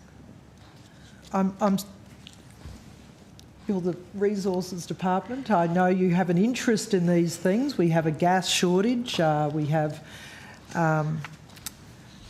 we don't have any regulatory oversight of what's happening within the onshore components. I appreciate that. No levers to kind of pull. I have just the knowledge of gas is what I'm looking for. So I think Ms. Ossolinsky has some information for you. I can say that in the Future Gas Strategy, we did look at the available supply of gas in the southern states. So that's looking at South Australia, Victoria and New South Wales. And there is a consistent decline predicted in the supply of gas from those states as the offshore gas fields around Gippsland area gradually deplete over the next 8 years or so. But that's more about known supply. That is more about known supply. There are when we do the forecasts for available supply, and when I say when we do these, we rely on a range of sources, in particular the Gas Statement of Opportunities, which is published by AEMO. There are assessments of the available supply that could come online, and in producing the forecasts, they take account of what is known. That is uses that full state of knowledge in order to produce the declining forecast for supply that we see. But no numbers? I can't provide numbers immediately today. So on notice... Yeah, I'll share the call up to you put this on notice, yep. On notice, I'd like to know what the decline is from offshore, what is the production that's coming online from Victoria, what onshore gas reserves exist in Victoria, given that you've used those to model the Future Gas Strategy, what current producing operations are in those basins, their capacity, and what's preventing the development of those basins. Senator Cox, online.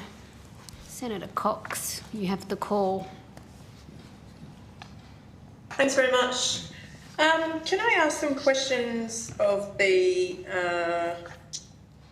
in relation to the Tipper Calipper case from the DISA officials, please?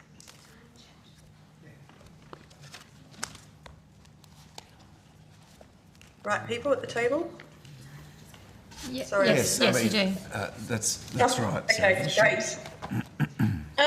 On September 21 of 2022, the Dennis Calipper case, who is a senior lawman from the Tiwi Islands, won a resounding victory in the federal court against the gas company Santos in the Barossa gas project. Is it true that only a week after the decision on the Tipper Calipper court case was received, that DISA officials were meeting with Santos and asking for suggestions on how they can get around the decision by changing the offshore gas consultation regulations?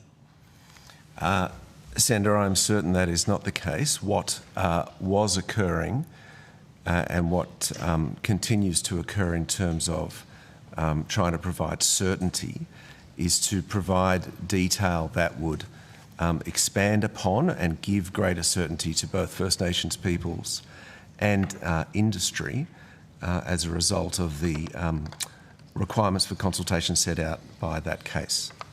Mr Jeremenko, can you provide to me what the correct timeline of events is on notice, please? Thank you, I will.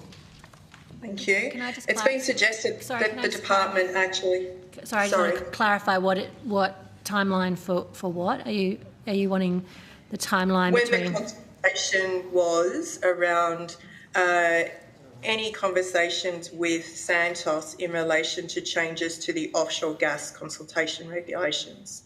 Post so the within federal what court time case? frame, sorry, Ms Quinn, I hadn't finished speaking, what time frame that actually occurred in, if it wasn't within the week that has been suggested. Okay, thank you.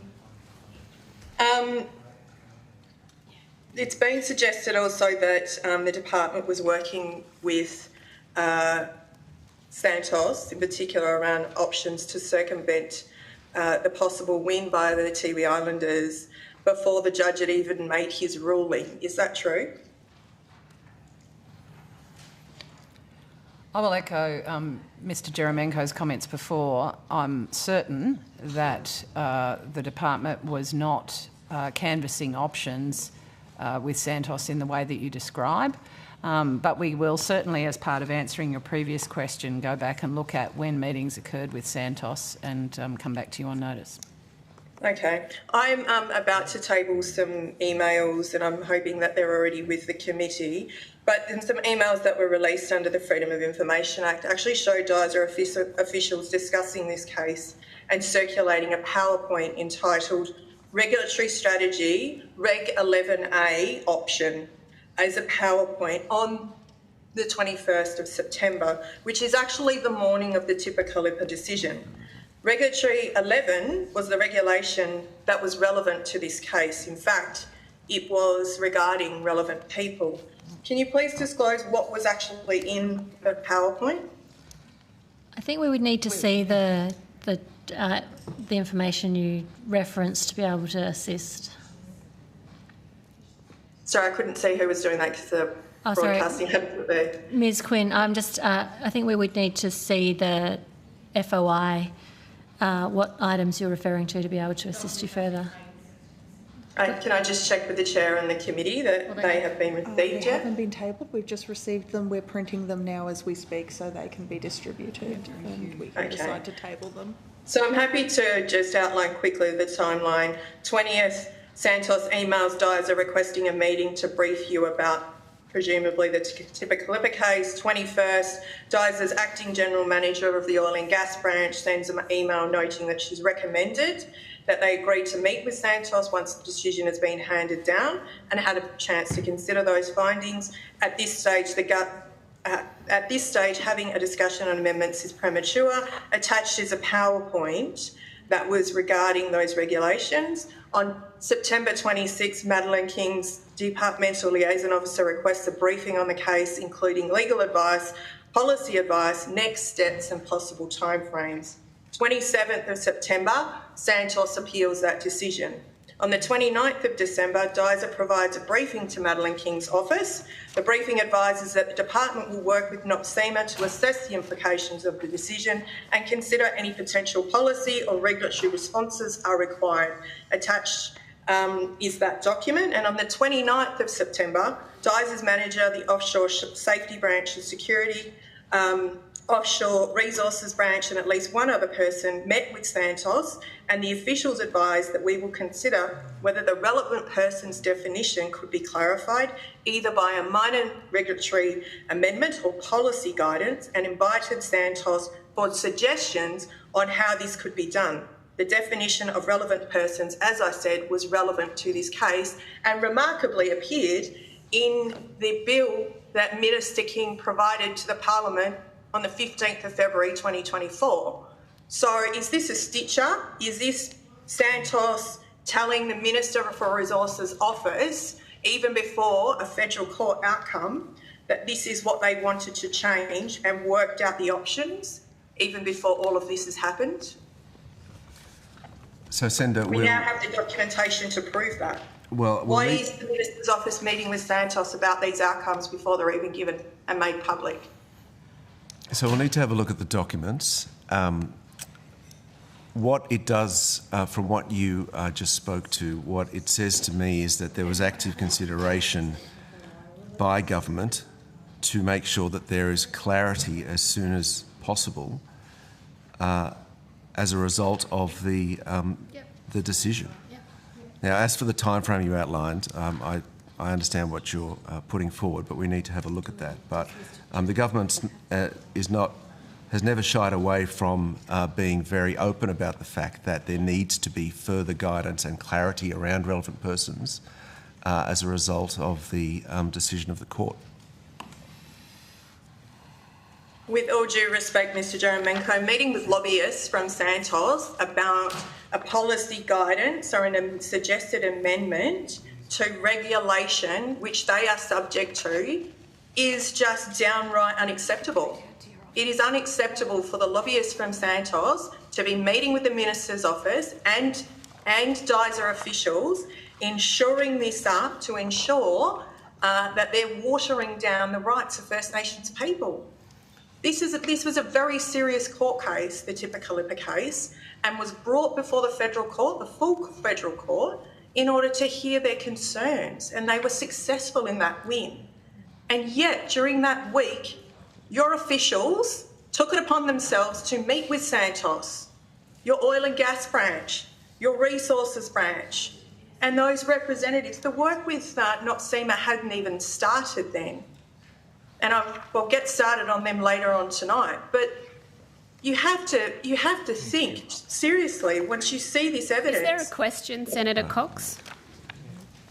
Yes, is the Minister going to respond to this to ensure that the Tiwi Island people are actually spoken to and considered, and stop meeting with the lobbyists who are the ones who are dragging the chain here to make sure that they don't have to answer any regulations? I think we've got your question there, and I've just distributed the document. I might just note that in the FOI documents, you've mentioned that the federal court case was on the 21st of September.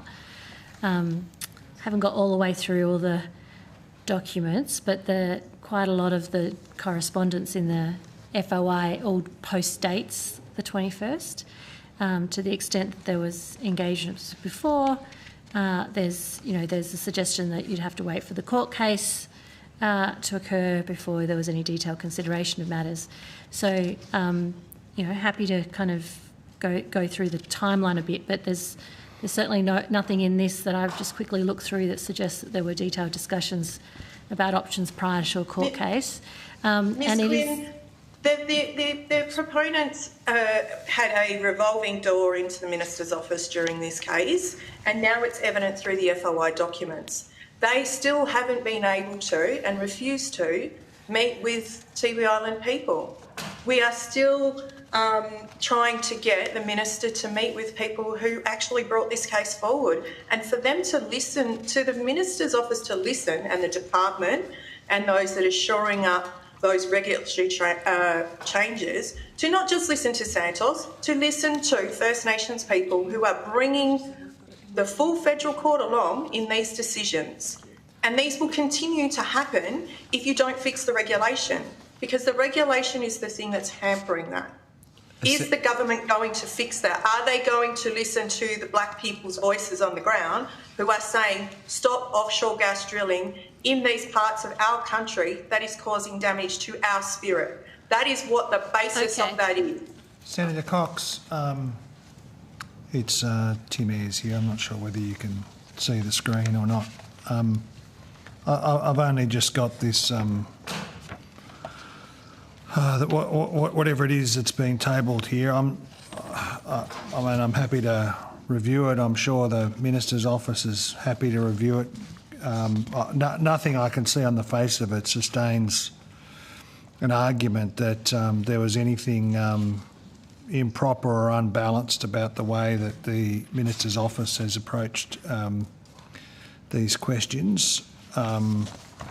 Well, maybe the Australian public might think differently, Minister, that it wouldn't pass the pub test if every Australian in this country had a runway into a Minister's office every time there was a regulation or a law. We'll just let the Minister finish his... You've made a series of assertions. I just don't think they can be sustained on the basis of what I've got in front of me. If there's more questions about the detail of all of this, that's fine, but I just can't...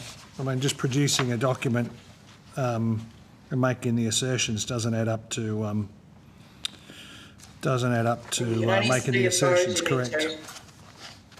Well, I know I'm going to get cut off in a minute because the chair will probably cut my time. So I've got one more question about future gas, if I can. You have the call, Senator Cox. Thank you, Chair. In an address to the Australian-Japan Joint Business Conference in October 2024, Resources Minister Madeleine King said she appreciated the input from the Government of Japan and Japanese industry leaders into the future gas strategy. Since there's no official submission to the future gas strategy consultation paper listed publicly, can the government confirm that the Japanese government did provide input into this policy, and if so, through what lines of communication was that received? Senator Cox, there was quite some evidence about this 15 minutes ago when, or 25 minutes ago, I suppose, when Senator Pocock asked, Senator David Pocock asked a series of questions about the consultation process for the future gas strategy, and indeed the department confirmed that there had been some engagement with customers, including Japan and consumers in the North Asian markets as well. That's a pretty normal thing to happen. They've taken on notice whether or not there's publicly available submissions, and so no doubt there'll be more details about that, but we traversed that pretty thoroughly about 25 minutes ago. Yeah, I'm sorry that we can't be there on every single question, and I'll have a look back through the Hansard. Was this input solicited by the Australian government officials or by the Future Gas Task Force? And that was just your last question. I was just trying to jump in there, so that was last question. Did you get the question? Yeah, I did. Look, there was plenty of evidence about that a little while ago, and I think I'd be very happy for the officials to just précis that, perhaps, if it assists. Senator Jane Urquhart, we've taken on notice the specific details, but as you would expect, there was a consultation with Japan, including through engagement with a number of diplomatic missions here in Canberra. So there were discussions, but what we've taken on notice is, the specifics of that. Thank you. Senator Rennick. Yeah, hi guys. I've got questions for the diesel storage program.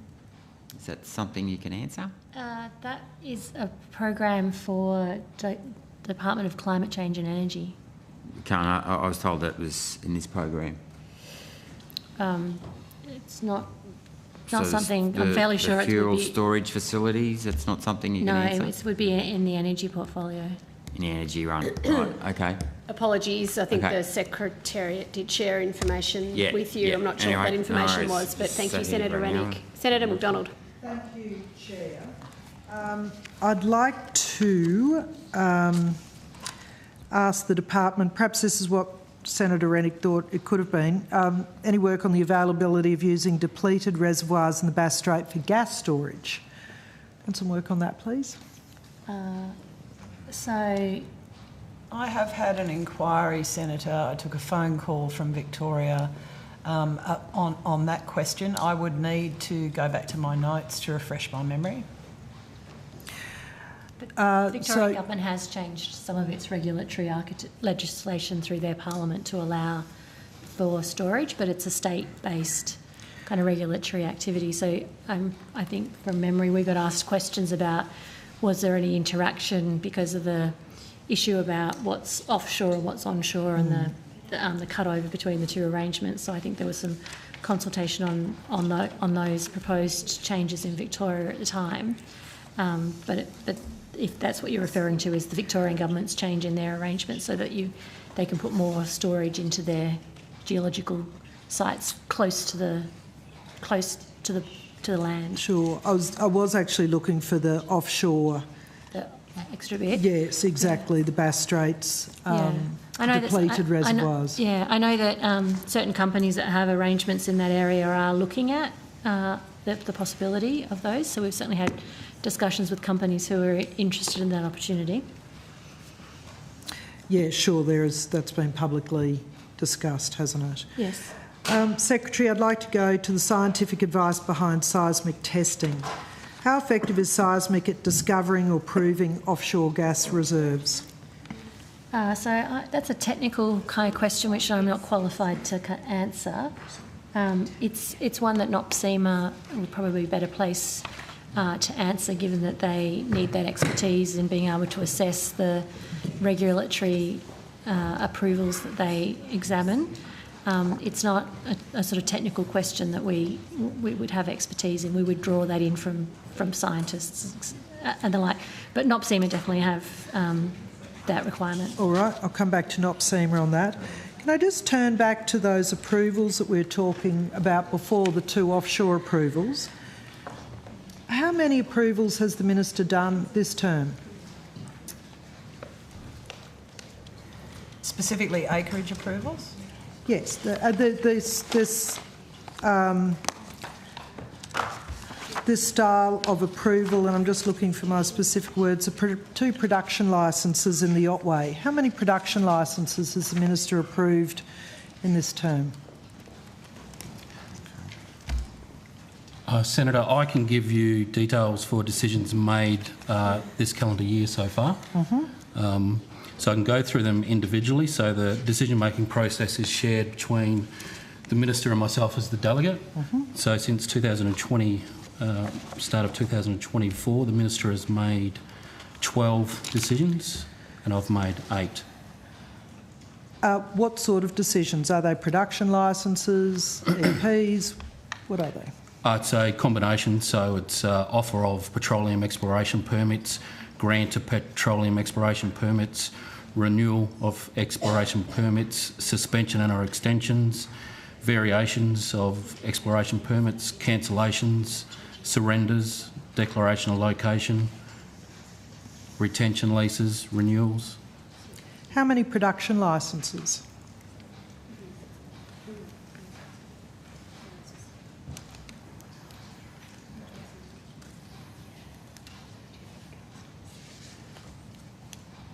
Three. Which was the third one? We've already discussed 2 of them. I just have a high-level granular table. Senator, I'll have to take that on notice to find out exactly what that was. I've just been told it was Dorado. Thank you.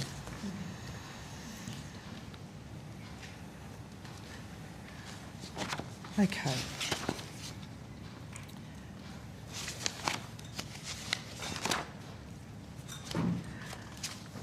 Last estimates, we discussed the next steps for reforms for the offshore regulatory regime. How is that progressing? So, Senator, sorry, could you just give me a little more detail in terms of the offshore regulatory regime? The consultation process. It's probably further to what Senator Cox was raising. Thank you. And the environment management regime, certainly I didn't have the opportunity with Senator Cox's question to add that there was a formal consultation period that started in January this year with a paper that we put out on behalf of the government to make sure that we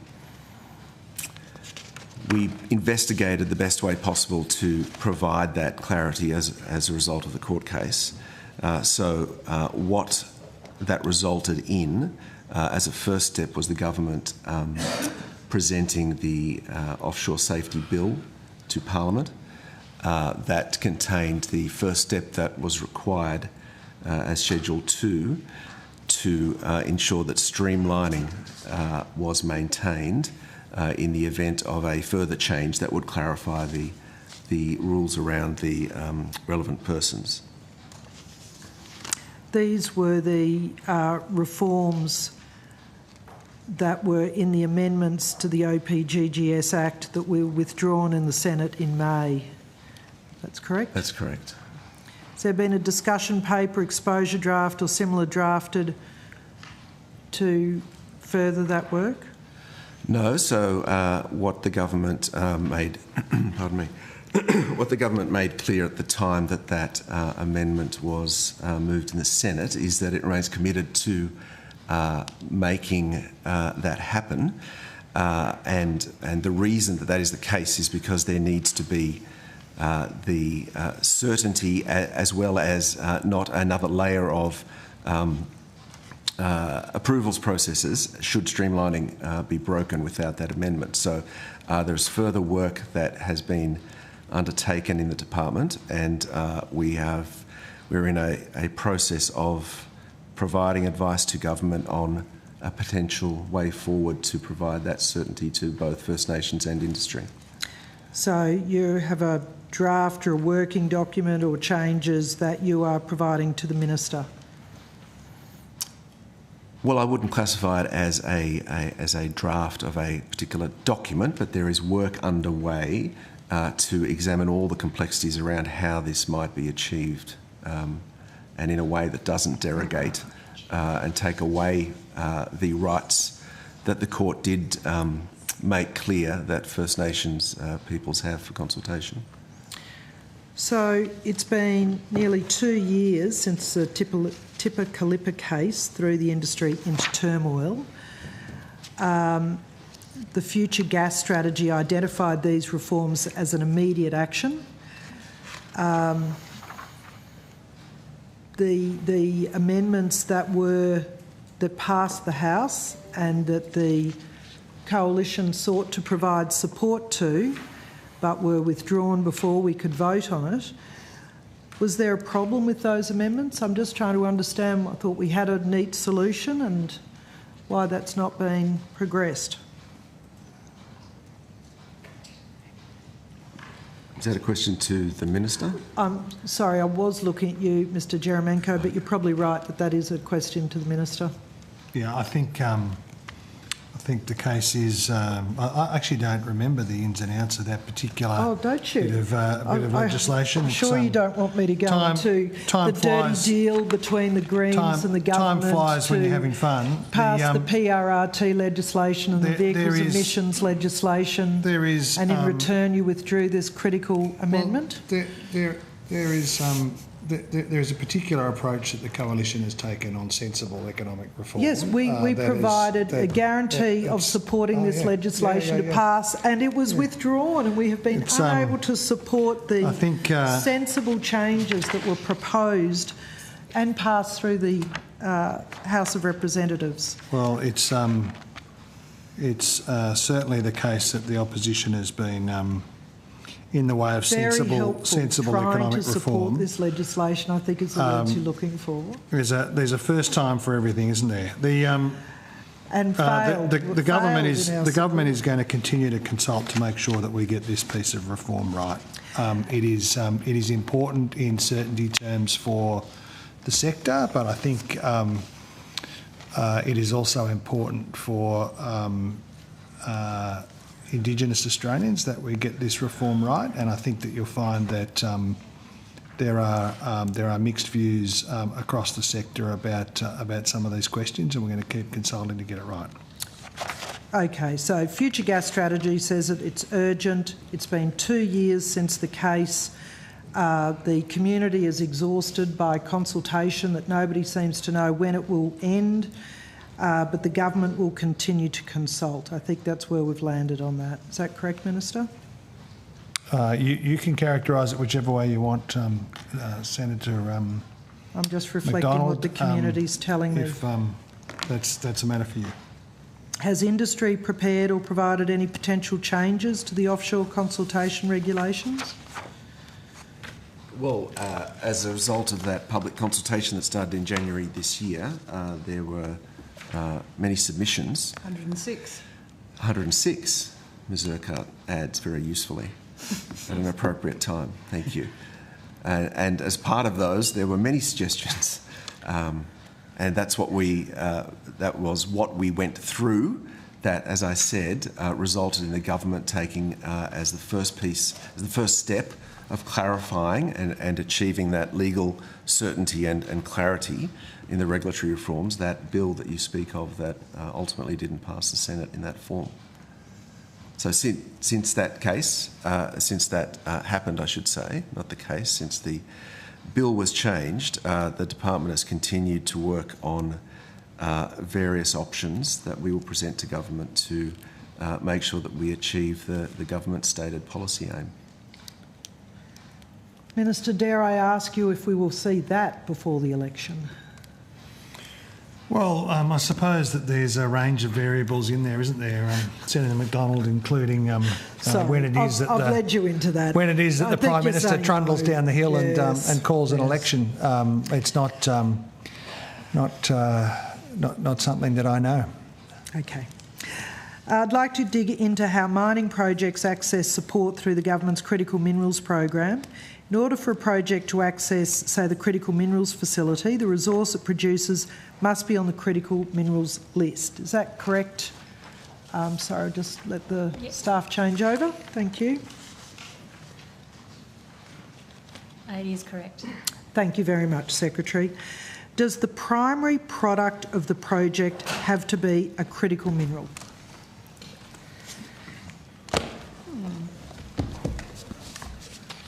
I'm not sure I understand the question. So what I'm trying to understand is that for a project to access the critical minerals facility, the resource it produces must be on the critical minerals list. So we're all in agreement there, that's correct. Yep. But what I'm trying to understand is if the primary product of the project has to be that critical mineral. So let me give you an example. I understand where you're coming from, Senator. Copper and something else, yes. Indeed. I do not know. I'll take that on notice.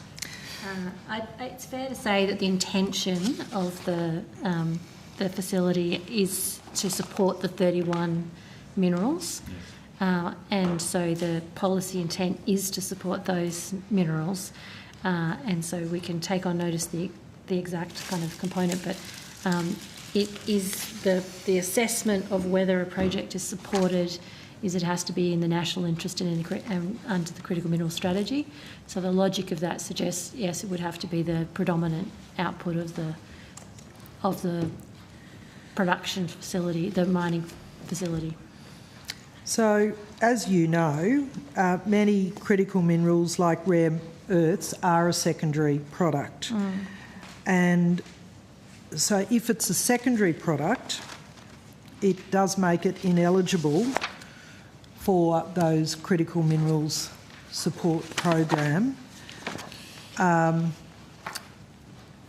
are a number of examples of commercial operations that produce a primary mineral to make them commercially viable, but through the process can then produce the critical mineral or the rare earth, can these operations access any form of critical mineral support from the government? Senator, yes, they will be able to support, access support in relation to the production of critical minerals. We can envisage that when the production tax credit comes on board. But again, I think that adding to the comments of the Secretary, I'd prefer to provide a comprehensive answer to you because there are also quite a few bodies involved in this, for example, Export Finance Australia, ourselves as well. We have both grant programs and other sorts of programs. So I think we could provide a comprehensive answer to you on notice. Okay. Look, where I'm getting at is I think that there is, under the current critical mineral strategy, there is a big gap here, because I've had a number of projects come to me and say because that is a secondary product, they are ineligible for the sort of support that would then make that production process viable. So I will wait for you to come back with a more detailed response, but I'm flagging that this is a gap in the critical mineral strategy. Senator, just conferring with my colleague Ms Pullen, it's not an issue that has come before us to the best of our recollection, but we will go and check our records. I shall direct the proponents to you then. Yeah, we'd be very happy to have conversations. I mean, I think it would be a matter of degree because the intention is the 31, and if it was sort of 2 versus 98, that might be different than it was, 60-40. So it hasn't. I've certainly had conversations with some proponents who've mentioned they're working through this, and the answer is there needs to be conversations. Further to critical minerals facility that's administered under Export Finance Australia, can you provide a breakdown of the funding currently allocated, committed over the forward estimates and medium term, if applicable? From the critical minerals facility itself? Senator, we can provide that. We will take it on notice because we would also like to confer with EFA on that answer. Oh, do you want to? We could just talk through. Maybe if I could Ms. Pullen, just take. Hi, how are you? My name is Victoria Pullen. I'm the General Manager of the Critical Mineral Security Branch. So in terms of, I just want to make sure I got your question right. So you're saying in terms of the total critical minerals financial support, currently right now we're at about 2.15 billion. So that takes into consideration 5 projects, which is Iluka Resources, Ecograph, Renascor, Arafura Rare Earths, and then also Alpha HPA.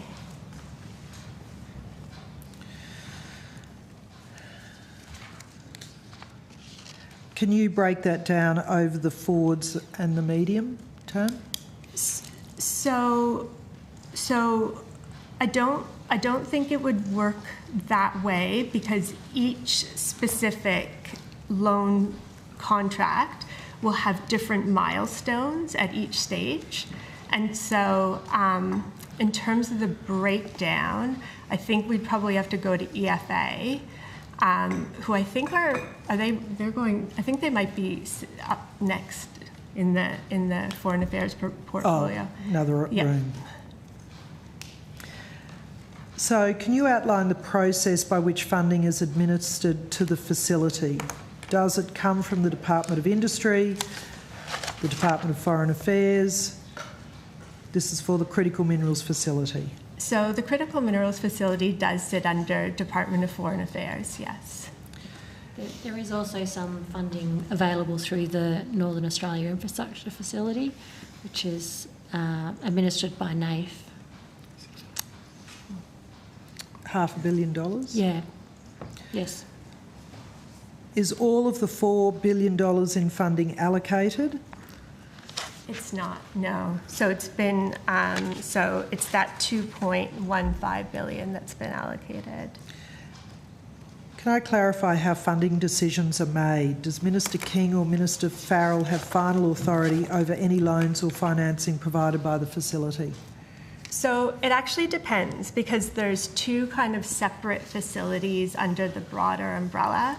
So there's under EFA, you have the commercial account, and under the commercial... I'm sorry, could you say that again? The commercial account. The commercial account. Yeah.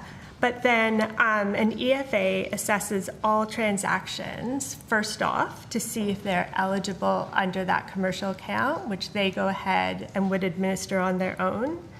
But where there's a potential transaction that might pose a specific commercial risk, and we notice a number of critical minerals projects come under this, EFA will then come to us and other areas within DFAT in particular, and we'll do a technical assessment of the project, and then it's a decision for government.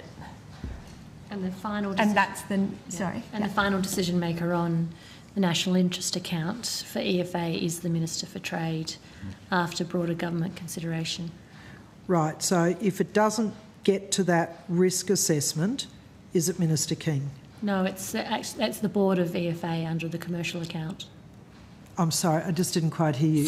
So that if Export Finance Australia decides it's feasible and appropriate under the commercial account, yes, any funding is actually from the board of the Export Finance Australia. Right. It's only if it's on the national interest account that ministerial discretion and authority is called into play. And that's Minister Farrell. Yes, but all processes go through cabinet consideration. Right. So Minister King is not the authority on any of these critical minerals. But the consideration by government has always been co-sponsored through cabinet processes. How many projects are currently pending decision on funding? We would need to take that on notice and consult with EFA to be sure. I think yes, that just to be clear, Senator McDonald, there is the two brackets. It may be that it's possible to answer in relation to the first bracket, but it may, depending upon the cabinet processes, not be possible, and I'd argue not desirable to answer the second one. Just doing a check with you, Senator McDonald. We've got 6 minutes till the scheduled break. After we come back from that, we've got 1 hour remaining for the program. Is there any kind of block of questioning you can conclude before, in the next 5 minutes? I can do another 5 minutes here, and then when we come back, I'll have more questions for this group on point 3. Okay. Thank you. Secretary, over a number of estimates rounds, we've been discussing the studies the department has been conducting on common user of infrastructure in relation to critical minerals. Can you provide an update on the status of these studies and whether any reports or papers will be created from them? So I'll pass to my colleagues for the details. We've certainly made progress on discussing various things. I'm not sure about how many are in the public domain. Senator, work is progressing on the common user infrastructure body of work. The government had a budget measure, the Critical Minerals National Productivity Initiative, $10.2 million.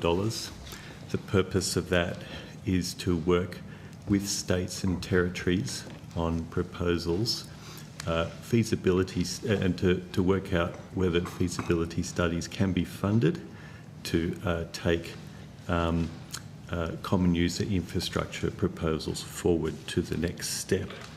And of course, our consultations with industry and the states and territories have been very positive in relation to this, and I guess particularly because of the characteristics of critical minerals and its extraction, the development of common user infrastructure allows particularly the small and medium players to have access to facilities and to bring the right capabilities into those facilities as well.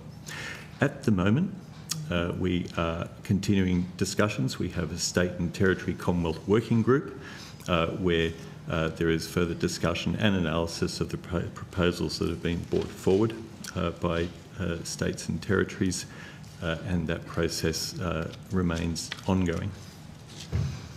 So, are you doing any geographic focus areas, Port Hedland, Lansdowne, Mount Isa? Senator, we're responding to the proposals that are brought forward by states and territories, but certainly, not surprisingly, the Queensland government has been very active in its engagement. Actually, all the states and territories have, so probably with the exception of the ACT. So the $10.2 million, there's not a report or paper published yet. Do you think you will have one to show for the $10.2 million? No, Senator. At some point we will. Most certainly, yes. Thank you, Secretary. This term, do you think, Secretary? It depends on the size of the studies people are pitching forward. Some of them can be done quicker than others. So I can't give you an estimate at this stage. So the model is that the government is 50% funding with the state the work on the pre-feasibility study. As the Secretary said, the total of the program is 10.2 million. Around 8 million of that is anticipated to be spent on the studies, and you'll appreciate that the remainder is to fund the resourcing of the program. So that was announced. Which budget was that 10.2 announced in? This year's. This year. So you'll spend $2 million on talking about it, and then $8 million on some studies which haven't yet been identified. Not yet, Senator. So it's a 2-year program. As Mr Chesworth indicated, we've got a Commonwealth State Working Group. States and territories, we're working together with them. They're putting together proposals for us to undertake these pre-feasibility studies to which the Commonwealth will contribute 50% of the funding. And have you engaged with international stakeholders or just the states and territories? Just the states and territories. We've also been encouraging industry to engage with the states and territories. So the critical minerals international studies that DISA has conducted, what actual actions have been delivered off the back of these?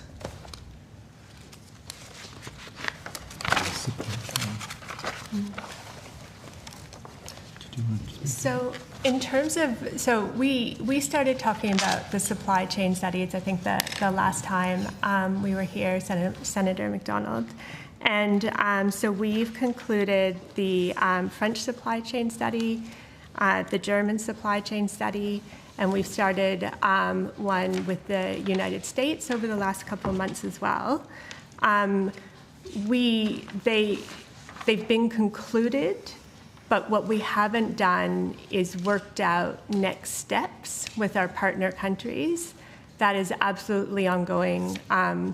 We met with our French counterparts at IMARC last week and started working through those next steps because actions out of it is absolutely critical to me. So what does success look like? Apologies, that was a chairing error. The committee will take its scheduled break and will return at 9.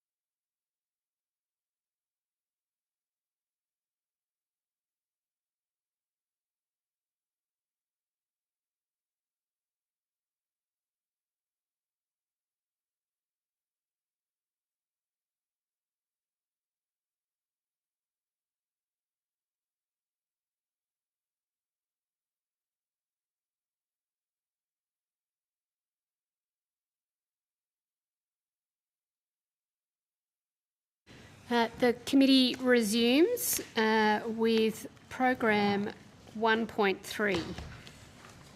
Senator McDonald. Thank you, Chair. Ms Pullen, we were just saying, what does success look like for the Critical Minerals International Studies? Pardon me, on the advice of the Secretary, I table the document provided by Senator Cox before. Before Ms Pullen begins, Senator, can I just correct? I said to you that the National Productivity Initiative funding was for 2 years. It was for 12 months. That's the Common User Infrastructure pre-feasibility studies. Right, so funding is over 12 months, not 2 years. Thank you for clarifying that. Announced in May, $2 million will be spent in this 12 months thinking about it, and 8.2 will be spent. Yes, I did characterise it as that. I'm sorry, it's getting late. 8.2 will be 50% matched funding, but we've not yet identified what those studies might be. So they can come, though, at the end of that 12-month period, and then that work can start, those studies can start. We are working closely with the states and territories. Yeah. But that's okay, isn't it? That the 10.2 won't run out at the end of 12 months. If you don't get to those studies to be commenced until the end of the 12 months, that project will continue. We will certainly make it possible for the pre-feasibility studies to be completed that we agree to. Yeah. Yep. Ms Pullen, what does success look like, please, for these studies of the Critical Minerals International Studies? So, and we were just talking during the break. I just want to clarify, are you talking about the supply chain studies or the second part in terms of the grants that come out of the international partnerships? I can do both.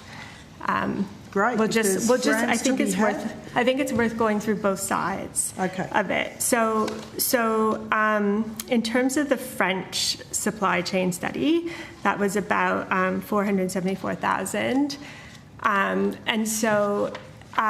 In terms of next steps, we had a really good conversation, and we've been having continuous conversations with our French counterparts. A number of good, really strong data came out of that. Number one, in terms of direct matchmaking, business to business. And then I think really importantly where the gaps are. So, you know, if there's some kind of high-end processing or some OEMs in France, and then we go only up to a certain level of processing here in Australia. Just looking at those gaps, I think that's really important information that we didn't have before. So I would call that success. So number one, matchmaking. Number two, understanding the gaps between countries. Same with the German and US supply chain studies that are being undertaken. But then also just working through a number of grants that have been recently announced in terms of the international partnerships. And so this grant program had a number of objectives just to support that early to midstream projects. And then, importantly, where there's that mutual interest between us and an international partner. And this came out following kind of all those consultations we had internationally where there were two countries that wanted to come together. The grants that have been released recently are Renascor Resources. They received $5 million for purified spherical graphite manufacturing, and so that goes into anode part of the lithium-ion battery. We also have Queensland Pacific Metals, and they produce nickel and cobalt sulfate, and they sell that to international consumers. And most recently, how much was that grant? That was $8 million. Yeah, thank you. And Queensland Pacific Metals, and ASM was $5.1 million, and they do rare earths processing, and in particular, this grant was about putting together a pilot program for engineering and sampling the test work for their Dubbo project in New South Wales. So they're optimizing their flow sheet design to identify kind of efficiencies in capital works. So are there any specific minerals or geographic regions of focus for the international studies? For the international studies, the reason why we chose the ones that we did, this happened, these choices actually happened before I started, so I might need to take that on notice in terms of The major objective, Senator, was to compare the critical minerals lists or priorities of the two countries, so ourselves with France or ourselves with Germany, to understand what was a priority for France or Germany, and then be able to look at our own, position in relation to that. So, as well as interrogate the supply chains, obviously, more broadly. It wasn't restricted, though. The grant guidelines opened it up to the 31 critical minerals and all the regions. There's grant guidelines and then an assessment process on the best value projects. So do you expect any agreements from these studies, MOUs, the 474,000 with the French? How much did you spend with the German studies? 526,000 with the German study. It was a little bit more with the Germans, but they're going to fund, we paid for that unilaterally, and they're going to fund a second phase of the supply chain study. They're just finalising some procurement documentation to select a provider in mid-next year. And the US study? So that one I don't have dollars on because we've been doing some of it internally. Okay, so on the website of the Critical Minerals Office, it highlights that the CMO keeps regular contact with the Quad Security Dialogue. Can you outline what that contact entails? Yeah, so our we have regular contact with all parts of the rest of the federal government, and that entails frequent meetings with Defence. It entails working with DFAT and Department of Energy and Climate Change, of course. Can I just check, you were asking about the IPEF? I'm sorry? So when you I'm referring to the Critical Minerals Office website where it says that it keeps regular contact with the Quad Security Dialogue. Quad, sorry. Right. There are quite a few international engagements that the Critical Minerals Office does. So the Quad's one, another one is the Indo-Pacific Economic Framework, work through the International Energy Agency, work through the Minerals Security Partnership, which is largely kind of US-led, but a whole coalition of multilateral partners. So there's a lot of international interest. You're asking about what's the definition of success. First is Australia on the map in terms of what we've got to offer clients and consuming nations, and then matchmaking at the level of direct funding and then also technology development. So we've already got MOUs in place with some of the countries that we've got supply chains. You're asking about France. We've already got a MOU with France. So I'm just thinking, nickel, we've kind of collapsed our nickel industry. The cobalt group are now worried about theirs. Just wondering what's going to be left on the critical minerals list that we're going to be able to provide, supply to other countries. And there's lots of talk, that's terrific, but I'm just trying to land, where we're up to as far as, in the last year, what have we progressed? What additional mining are we doing? What additional jobs have we established in Australia? Senator McDonald, I think just on I'm not sure what you meant when you said we've collapsed the nickel industry, but it's a good example, I think, of the challenges that are faced in an environment where we know that there is going to be demand for Australia's products in the medium to long term in nickel. There are overcapacity issues, and they go to, you know, not just market conditions. There are a set of challenges there that it's in the interests of Australia and its partners to deal with. So there is a market dimension of these questions, and there is a security and economic resilience dimension of these questions. And there's a future comparative advantage related, of course, to the Future Made in Australia proposition in terms of minerals processing and critical minerals processing. All of these things sit together in terms of the government's approach. And it's there are market questions there, but it's not just any countries. It's us being thoughtful as a government about the security dimension of these questions as well. Thank you. Is the Chief Economist there, please? Thank you.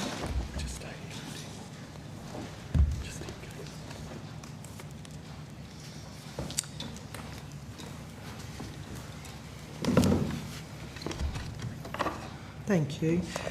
Can you outline Australia's contribution to the global uranium market?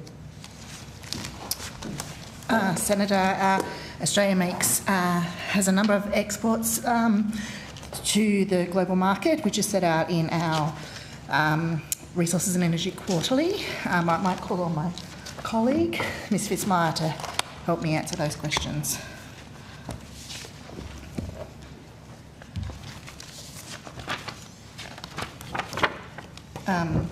So as we set out in the REC, Australia is the 4th largest producer globally of uranium, and there's $1.2 billion of exports in 23-24. What growth do you foresee happening in future years, both on increasing international demand and with strengthening prices? So we see that exports will grow over the coming years, and that we expect price and volume growth to lift Australian export values from $1.3 billion in 24-25 to $1.5 billion in 25-26, but we expect strong growth in out years as well, and we'll have our 5-yearly updates available in our March REC. Is that just price increase or is that volume increase as well? That's both price and volume. Considering that the US, France and Japan, amongst other countries, have all made clear public statements supporting increased use of uranium in the future, connected to billions in government spending, is it fair to expect the uranium market to exceed these future expectations? I'd have to take on notice the specifics of, but we do expect that, as you said, that growing global demand for nuclear to increase the demand for uranium, but I'd have to take on notice the specifics of our forecasts of what the extent of that gap would be. It's probably fair to say that the Australian miners are seeing a pricing signal or a demand signal because they have increased the uranium exploration expenditure significantly. So $15.2 million was spent in the June quarter 2024, which compares to a number like 3.4 back in 21. So exploration has gone up, which is usually a signal that private capital is thinking about a positive future. Considering Australia has approximately 30% of global resources, what share of this future demand do you expect Australia to take up? I think, as the Secretary has pointed out, that the exploration increase in exploration expenditure would suggest Australia will have increasing share, but I don't have specifics as to what the particular share would be, but we expect Australian producers, as you said, as the largest suppliers, to be a leading supplier in that future demand. Who will provide approvals for additional uranium mines? I might turn to my colleagues from MRD who look after the regulatory side. Senator, there is a detailed and sophisticated process in relation to the approval of uranium mines, as well as for the export of uranium as well. And I might ask Ms Moore to go into the detail of that.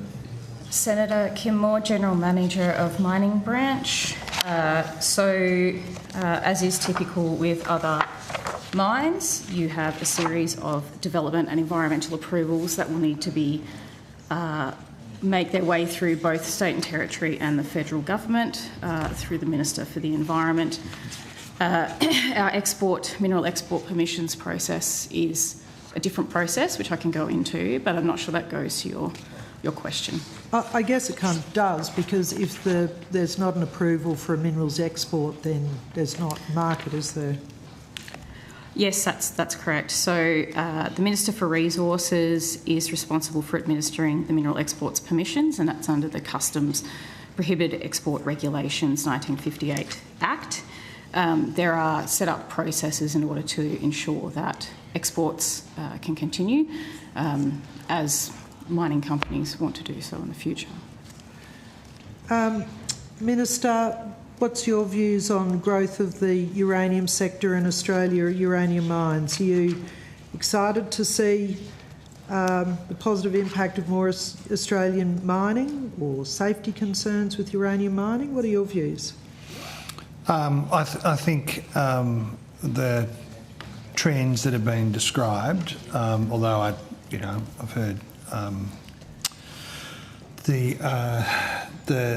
head of economics. I'm going to take some of these questions on notice about the gap that is there, but certainly there is a signal that is there, that it means that the owners of uranium mines and people who work in the uranium industry can have some confidence about the global market for uranium, and that's a good thing. Australia's got a very clear approach in terms of with whom we trade or export uranium to, the safety standards and assurances under the relevant treaties that govern the sale and disposal of uranium. That's important to the Australian government, and it's important to Australians, I think. So does the government support new uranium mines opening, given the obvious private interest with increasing exploration expenditure? Well, subject to, of course, the complex, which I think, again, Australians would expect, that in terms of a uranium mine, that there are proper environmental safeguards and standards to meet, but subject to meeting those standards, subject to us satisfying our treaty obligations and our safety obligations, yes. Terrific. Because I think that was the important point, wasn't it? We have the highest safety standards for uranium, some of the highest in the world, I would expect. So this is a good industry for Australia. Can I ask, how are we going for time with this section? Well, we'd allocated 2 hours, and you've got some questions. Yeah.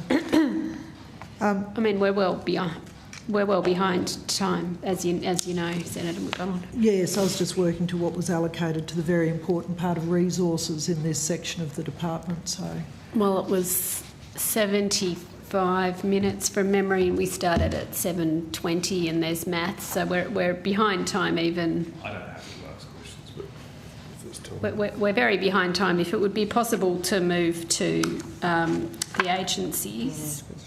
That would be if you're good. Done, I'll watch this one quick one. Well, I just wanted, before I hand over to Senator Canavan, can I just ask the department, can you clarify how many questions you've taken on notice from me tonight? Have a list of that. Is anybody keeping that out the back? I think they'll take that on notice, Senator McDonald. You're very helpful, Senator Ayres. We don't typically take that on. We don't typically keep a running track as the evening goes through. We get hands up. But as Hansard comes through, we track through and do it through paper-based. That's the usual process. I do need to make the point that I've asked a number of questions tonight about onshore. She didn't have any information. I've asked questions about offshore approvals, all of which have been taken on notice. I'm concerned about the Resources Department and the amount of information you come to estimates with, and exactly what your role is in identifying the resources available to Australia and the approvals processes. So, it's been pretty disappointing to how much information has been taken on notice. It's you're going to have quite a bit of work ahead of you. I note that the Secretary responded to a similar statement earlier, and that's on the record, and I draw people's attention to that statement that was on the record. Senator, I'm sorry, I didn't see what that statement was on the record. What does it say? That they're not prepared to come and answer questions? Was that it? Or they're detailed questions and you don't have the answers to that?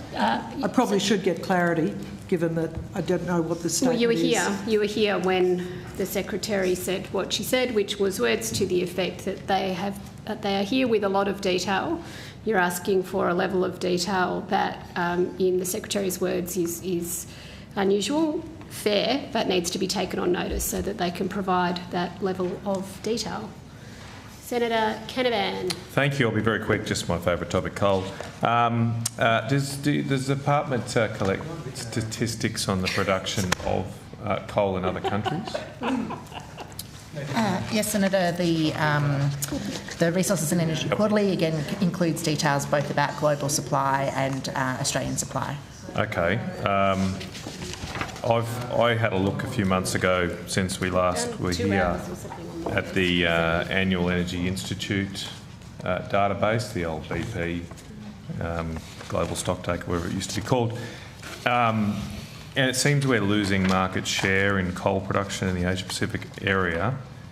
Indonesia, over the past 2 years, has increased its coal production by 161 million tonnes on these figures.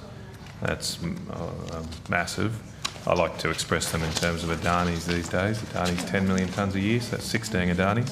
India has increased its coal mining by 200 million tonnes. It's hit its 1 billion tonne a year target. It's 20 Adanis. And China, of course, big brother of them all, increased coal mining by a whopping 584 million tonnes in the space of just 2 years, more than Australia's annual production. Does that accord, those sort of increases accord with your statistics? Senator, I think, yes, there's certainly a change in the dynamics of the global markets. I think if you look at the difference between the sort of metallurgical coal and thermal coal, Australia's probably seen a decline in our share in thermal coal, but we still have 48% of world exports in metallurgical coal. So it's a changing market where we would expect to see changing. But I'm just on the basis of the data, we've gone up in met coal and down in thermal coal as a global share. I mean, these are remarkable increases in China, India, Indonesia. For thermal coal. Yeah, well, yes. I mean, we've been told that there's no demand for coal, that countries are shifting away from it, but this is almost, apart from China's growth in the early 2000s, it's almost unprecedented, this increase in production. Some of the shift in the thermal coal has been the reduction in exports from Russia. Sorry, okay. So, yep. Just on page 45 of the Resource Energy Quarterly, there's a really good chart that shows this. Some of the increase in Indonesia appears to be filling the gap from the reduction from Russia. Right. That because of the export bans or consumption bans from Russia. Right. It's still an unbelievable increase. I suppose the other issue here is India has, as I say, met its target. I was always a little sceptical it could do that, but it's done it. It wanted to go to 1 billion tonnes a year. Does that have any impact, you think, on our prospects to export thermal coal to India, or will they still need some supplementary higher energy content coal? Siobhan Fitzmars, General Manager, Resource Economics. We're expecting and forecasting Australian thermal coal exports to India to grow into the future. So India's total demand is exceeding its productive capacity expansion. Even though it's increased its production, it's still going to have... that's correct. And what about this issue about the different quality coals? Does it have a demand for high calorific coal?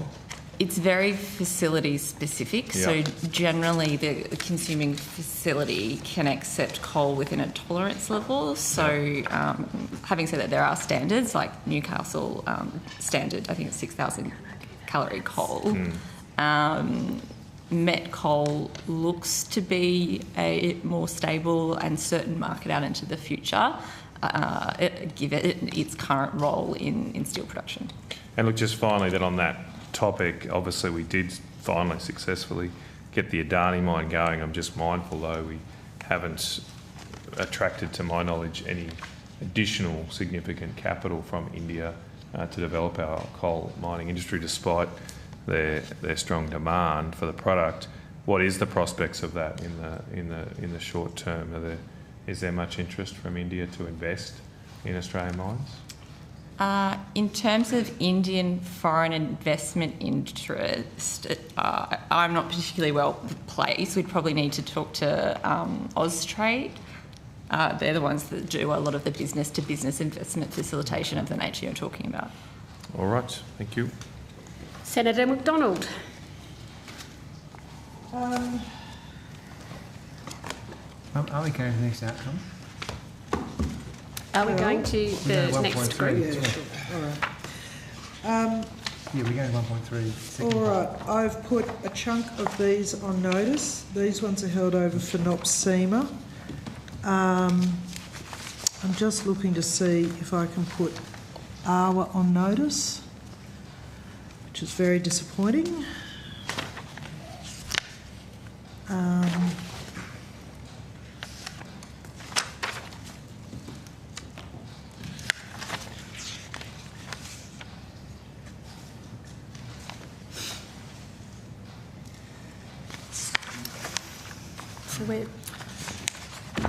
Okay.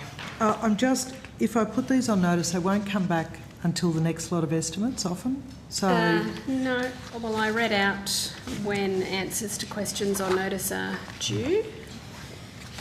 And it is, Secretary, 19 December 2024. All right, let's see how we go with AWA. Mr Usher?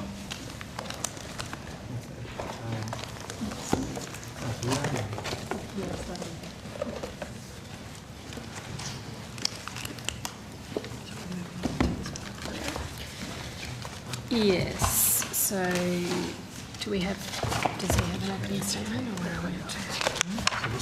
Milestones coming up. No. Where are we on this? That's hilarious. Mr Usher, what is AWA's current budget and associated ASL? And can you provide that information over the medium term, please?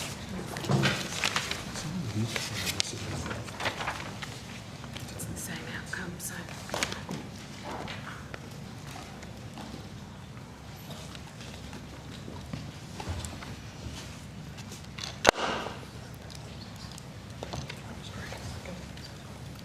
We've been in 1.3 the whole time, but this is a slightly different part. So, good evening, Senator Sam Usher, the Chief Executive of the Australian Radioactive Waste Agency.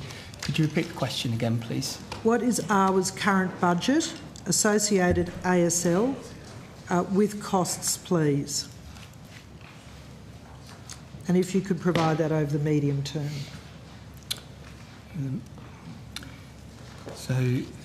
Senator, the budget that we have, according to the portfolio budget statements for this year, is $88 million. Over the 25-26, it's $95.8 million. Over 26-27, it's $99.5 million. Over 27-28, $104 million. Our ASL in those figures is 24-25 is a 140, increased to 145 through 25-26. How much did it cost the Commonwealth to purchase the original site near Kimber? Senator, when the Commonwealth acquired the land for the National Radioactive Waste Management Facility, it acquired the land in line with the nominations guidelines that were in place at the time, which was 4 times the land value. There was a confidentiality agreement in place at the time, but the amount that the Commonwealth acquired the land for was in line with those guidelines. Can you give me an update on how the remediation works are going at the original site? Yes, thank you, Senator. At the last estimates, I said that we were planning to complete the work this financial year.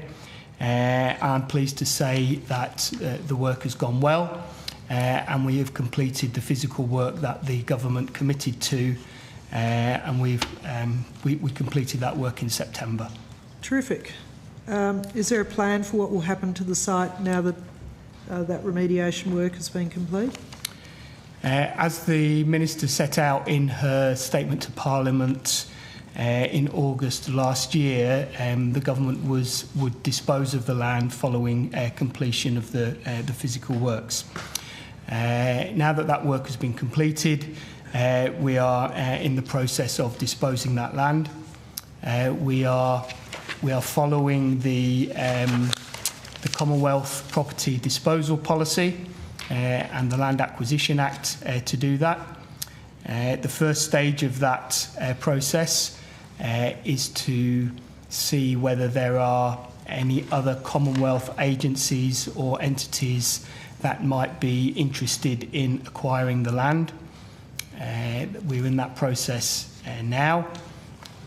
Dependent on the outcome of that, if there is no interest, then the next stage in the Commonwealth Property Disposal Policy moves towards an open market sale, but we're not at that stage yet.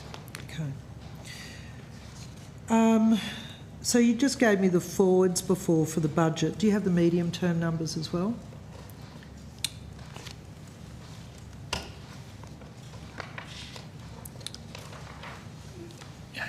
I think those forward estimates are the numbers that I have.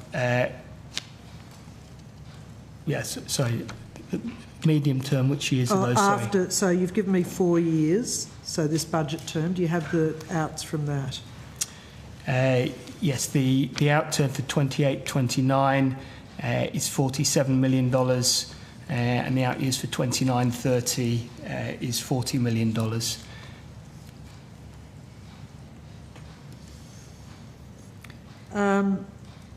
So your ASL will fall after the 4 years. That's your budget amendments. The ASL is forecast to stay the same at that period. I think as I understand, one of the measures that we're funded for is what was the preparation of a business case, detailed business case for the National Radioactive Waste Management Facility. So I think there would be, the potential for further steps in a future budget process. Okay. Just back to the land value. I'll come back to that. So the work 22-23 Department's annual report said the work of AWA will ensure a suitable site is located for the long-term management of the Commonwealth's radioactive waste, the majority of which comes from the production of nuclear medicine. And then the following year's report, 23-24, the Australian Radioactive Waste Agency continues its work to ensure a robust framework is in place for the long-term management of the Commonwealth's radioactive waste. Secretary, what's prompted this change in language?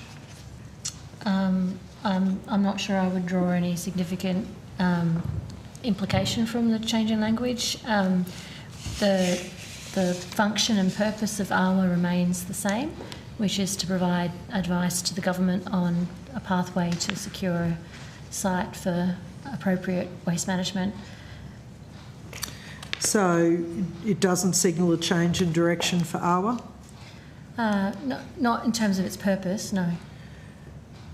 Is the government still committed to developing a Commonwealth low-level waste site? So the government remains committed to finding a pathway for storing radioactive waste safely and securely. That has been its public intention all the way along. Clearly, we are responding to the legal case and providing advice as a result of that. Okay. Mr Arwell, were you aware of Secretary Quinn's language in the opening statement of the annual report prior to its release? Were you consulted on that? Yes. Sorry, yes. Mr Usher, do you believe, what do you believe to be AUS's current purpose considering the issues with procuring a site for the permanent storage of low-level waste? Well, I think AUS still has a very important purpose. Radioactive waste exists today in Australia, and whilst waste is stored safely and securely in temporary and interim storage, it is recognised internationally as best practice that waste be permanently disposed of in purpose-built disposal facilities. It is AUS's role to update and provide the inventory of radioactive waste in Australia, to develop strategies for the long-term management and ultimate disposal of radioactive waste, and then to develop and implement those permanent disposal pathways for the Commonwealth civilian and defence legacy waste.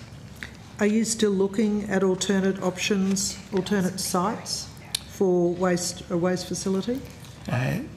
Thank you, Senator. So we are looking at options.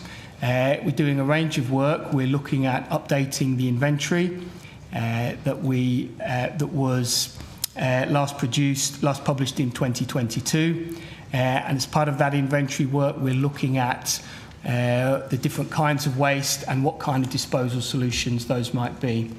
There's waste that require surface or near-surface disposal, and waste that require deep geological disposal. And we're setting up work to look at the options and progress those programs. We're also looking at the social licence and how that might inform a future siting process.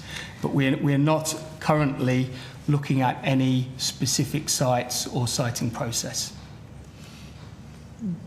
Right, you're not. Secretary, to clarify, then you're looking at, did you say pathways for waste management, but not a site as part of that plan? Well, that will be part of the plan, but we are not currently looking for going through a siting process. Okay. 22 minutes left, if that is of assistance. And ahead on the program, we've got NOPSEMA, NRFC and Geoscience Australia. I think you may have said you'd put questions on notice. I have already put a lot of questions on notice, but I shall continue. Yeah. So if I could just clarify, you're not developing a site for radioactive waste currently? We are undertaking programs that will lead to disposal of radioactive waste. There's a number of steps in that process. I'm sorry to interrupt you. I'd just like to know yes or no. I understand pathway, but currently you're not looking for a site. We're not currently in a siting process. We're not in a siting process. Not in a siting process. Okay. Which has a specific meaning under the legislation. Thank you. All right, I'll put the rest of AWA on notice. Thank you. So I'm genuinely trying to assist. I think you said you'd put ANSTO on notice, did you? No, ANSTO I have questions for. Oh, I'm sorry. We've got ANSTO, NOPSEMA in your areas. Yes, I've got questions for NOPSEMA and I don't have questions for ANSTO. Can we have NOPSEMA come to the table? Chair, Senator Cox, I also have some questions for NOPSEMA, if I can get the call, please.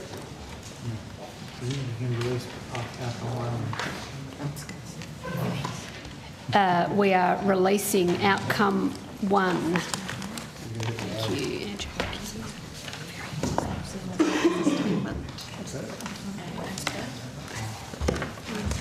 Oh, that's done, yep.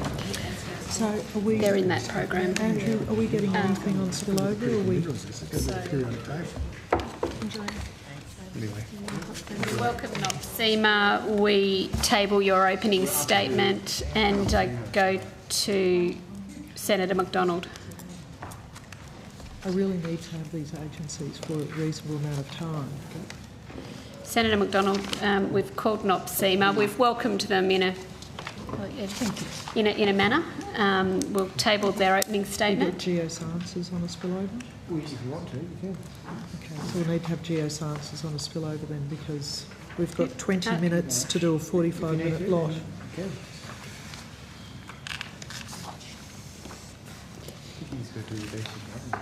You have the call. Would you like me to go to Senator Cox first for NOPSEMA? No, thank you, Chair. Good evening. How are you, Ms McCarry?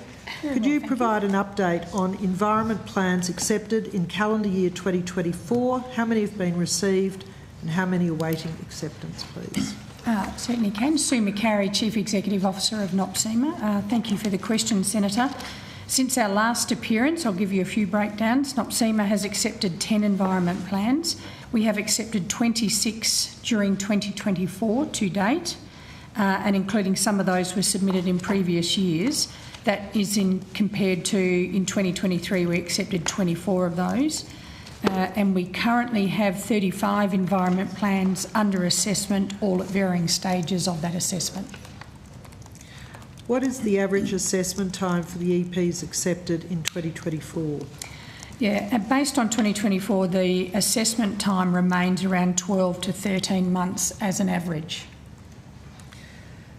How many seismic EPs are currently under assessment, and what's the average assessment time now for seismic EPs? Question. I'll just check with my colleague. I think we do have some stats.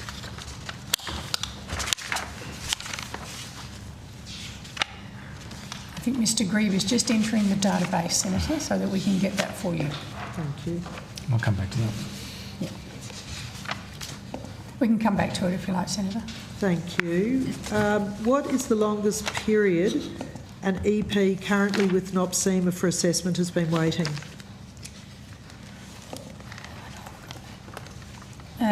The longest assessment that's currently on our books is a decommissioning environment plan for the monitoring of a number of previously plugged and abandoned wells, and that's been under assessment since February 2022.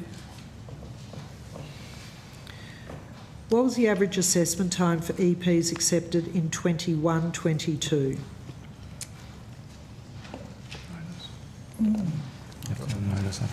Good question, Senator. You might have to take that on notice to go back and do a calculation for you.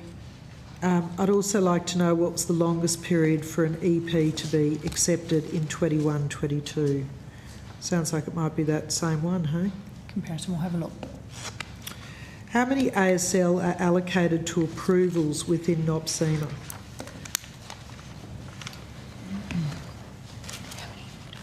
Perhaps, Senator, I can assist. We don't... so the way that the resourcing is allocated for regulatory operations is that we cover those staff in those compliance teams, look at assessments, compliance monitoring through inspections and lower level investigations.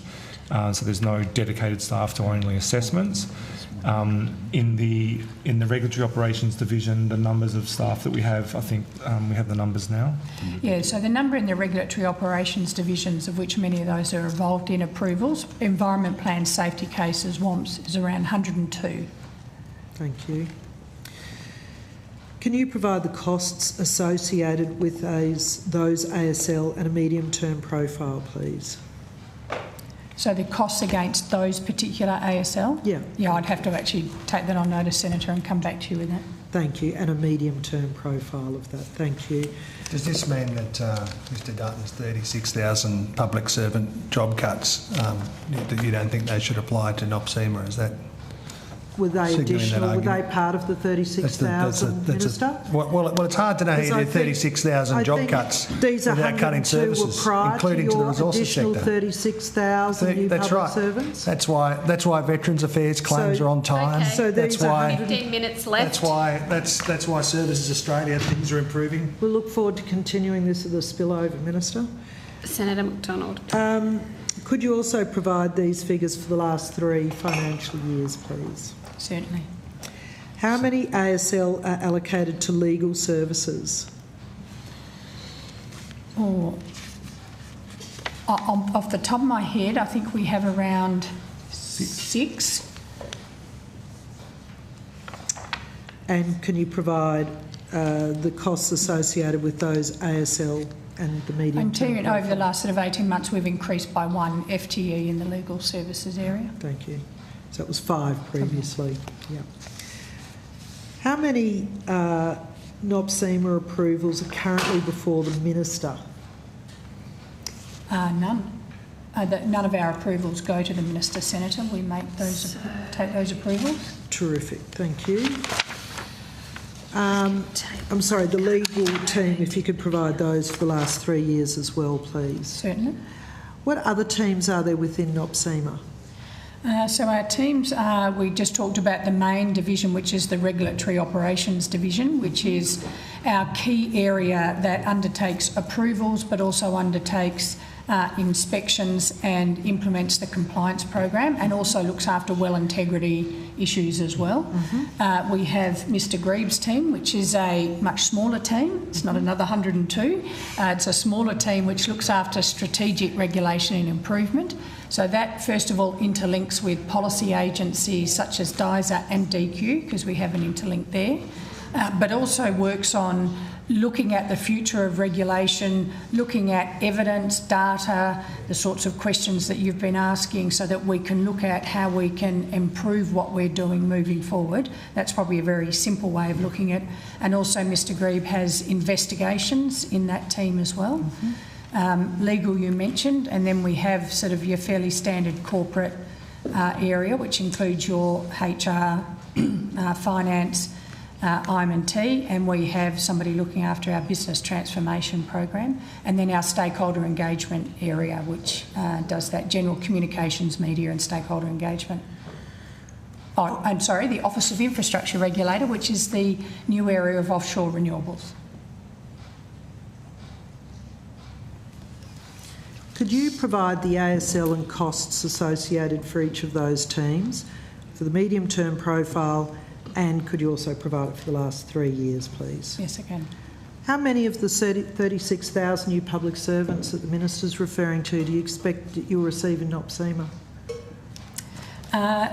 Senator, I wouldn't know, but I think part of the issue for us is we are 100%, generally 100% cost recovery from industry, so we tend to actually balance our FTE and what we require based on the activity that's occurring in the industry. Right.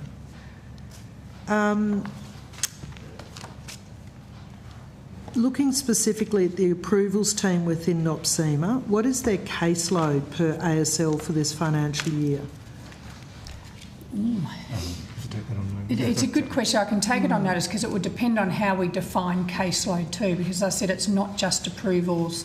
They're also involved in compliance activities, inspections, and at times doing lower level investigations. The more serious investigations are undertaken by the team I referred to in Mr Greaves' area. Thank you. Well, perhaps on notice, if you have a look at that caseload, and I'd like to know how that's changed in the last 3 financial years, please. So the total caseload across the entire team will be that increase that we talked about in the first part of the questions, where you're up from the 24 to 35 applications, is that right? Yes. Plus inspections. Yes, 26 have actually been approved. There are 35 still on foot. Right. All right. So the change of caseload over the last 3 financial years, please. What discussions has NOPSEMA had with DISA on the proposed reforms to clarify consultation requirements since the legislation was withdrawn? Thanks, Senator. I think we've mentioned in Senate estimates previously that we actually work with DISA on a whole range of policy reforms, and it's a fairly continual process. So I wouldn't be able to say how many meetings. We've actually done a lot of work on some possible approaches that could be taken to actually clarify. It's obviously led by DISA, but we do provide advice on what we think could work, and we often use case scenarios using a real life example to see how it might work when we're looking at different options and ways to approach it. So my next question was asking if the regulations would still benefit from changes to clarify some of the remaining ambiguities. So you would confirm that remains your view. There are regulations being developed for the offshore wind industry that include consultation requirements. How do those compare with the consultation requirements in the OPGGS regulations? Senator, we're probably still waiting on the very final look at those particular regulations. So they actually went out for an exposure draft earlier this year. There was a huge amount of response that came into DQ, and of course DQ is actually managing that process, and we're still waiting to see what those final draft regulations actually do in relation to the consultation requirements. Were you consulted on the development of those offshore wind regulations? Yes, Senator, we've been consulted in the development of the policy that sits then behind the regulations in the offshore renewables, in the same way as we work with DALSA. I'll need to go to Senator Cox. So could I just finish this last part? last question. And in your view, do they overcome the uncertainty that's been experienced by the offshore petroleum regulations? Senator, I haven't actually seen the final set of regulations. I think certainly the exposure draft was attempting to try and clarify some of those arrangements. However, the final set of regulations, which include those actual final consultation requirements, we haven't seen yet. I might just add though, Senator, to clarify, the arrangements for environmental approvals for offshore renewables are the primary approval through the EPBC Act, so the direct comparison perhaps is a bit challenging in any case. Senator McDonald, if I may just add, you did ask about seismic surveys. We have 2 on the go at present, and I might speculate you want to know how many we've done in the past as well, which we can get to on notice. Yeah. Thank you. Senator Cox. Thank you very much, Chair. Can I just get an update on, I've got many questions that sort of interlink with this, but an update on the consultation process for the engagement with First Nations groups and where that's up to? Certainly, Senator.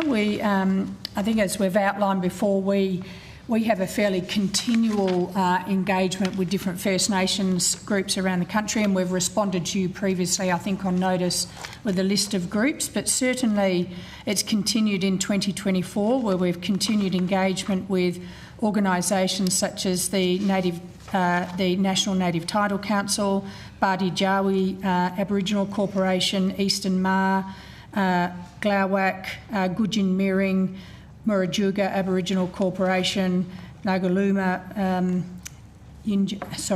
my apologies, Yinjabandi Foundation, the Sea Country Alliance, the Top End Aboriginal Coastal Alliance, the Tiwi Land Council, and we've also attended the Australian Sea Country Conference this year.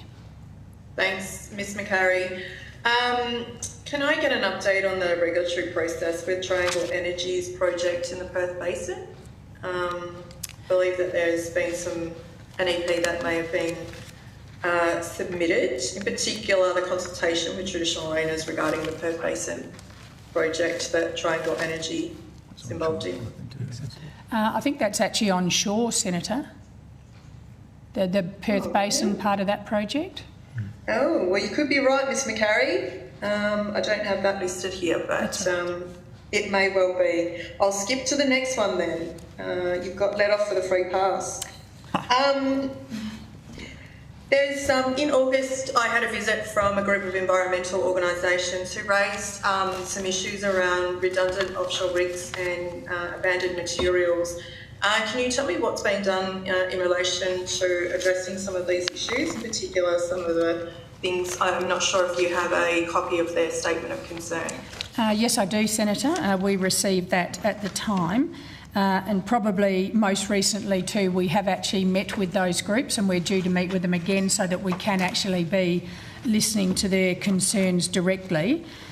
Probably firstly I'd say about the statement of concern, it actually lists yes in relation to decommissioning, but it also raises a number of policy issues which we don't deal with. But just to clarify, I think we did actually had a look at the information we were provided in that report, and what I would say is we do at times we do approve certain property to be left in situ, which is the word I think we use, in relation to decommissioning. We have actually provided approval for property to be left in situ for cases that have been referenced. This includes a range of concrete and steel property such as wellheads, manifold suction piles, concrete gravity bases and anchors. And a lot of this material is below the seabed and is not considered to be able to have an impact on the environment. The estimated tonnages in the report weren't quite correct. What I can say is with the decommissioning projects that have been approved or finished, it's actually around 2% that is actually left in situ, which is a little bit different than perhaps has been reported. And in some cases, the reason we actually approve for it to be left in situ is that it can be really technically challenging, or it actually presents an increased environmental impact or risk in the removal of that property. Okay. Thank you, Ms McCarry. Which brings me to my last question, and I know the Chair's probably going to move me on, and I hope that in some of that 2%, this may fall into that category, but it may or may not. Direction number 812, which relates to the Enfield oil side of the Ningaloo Reef and the removal, and I know Mr Greg will be very, very familiar with this as I've asked questions on this over many years, but is there an update in relation to Woodside's removal of that oil tower, given that there is a current live direction on this, and I know that previously there was an update on before December this year, so as we head rapidly towards that, is there an update that you can give me? Mr Green will take that for you. Yes, Senator, thank you for the question. The riser turret mooring was removed quite some time ago, and Woodside are making progress on the remaining elements of that direction. There were a number of directions in there, but the riser turret mooring and the bulk of the property equipment have been removed. Just to clarify, sorry, I was on mute. That was direction 4. Is that correct, Mr. Gray? That covers the removal of the riser turret mooring itself for disposal for a safe onshore location. Is that direction 4?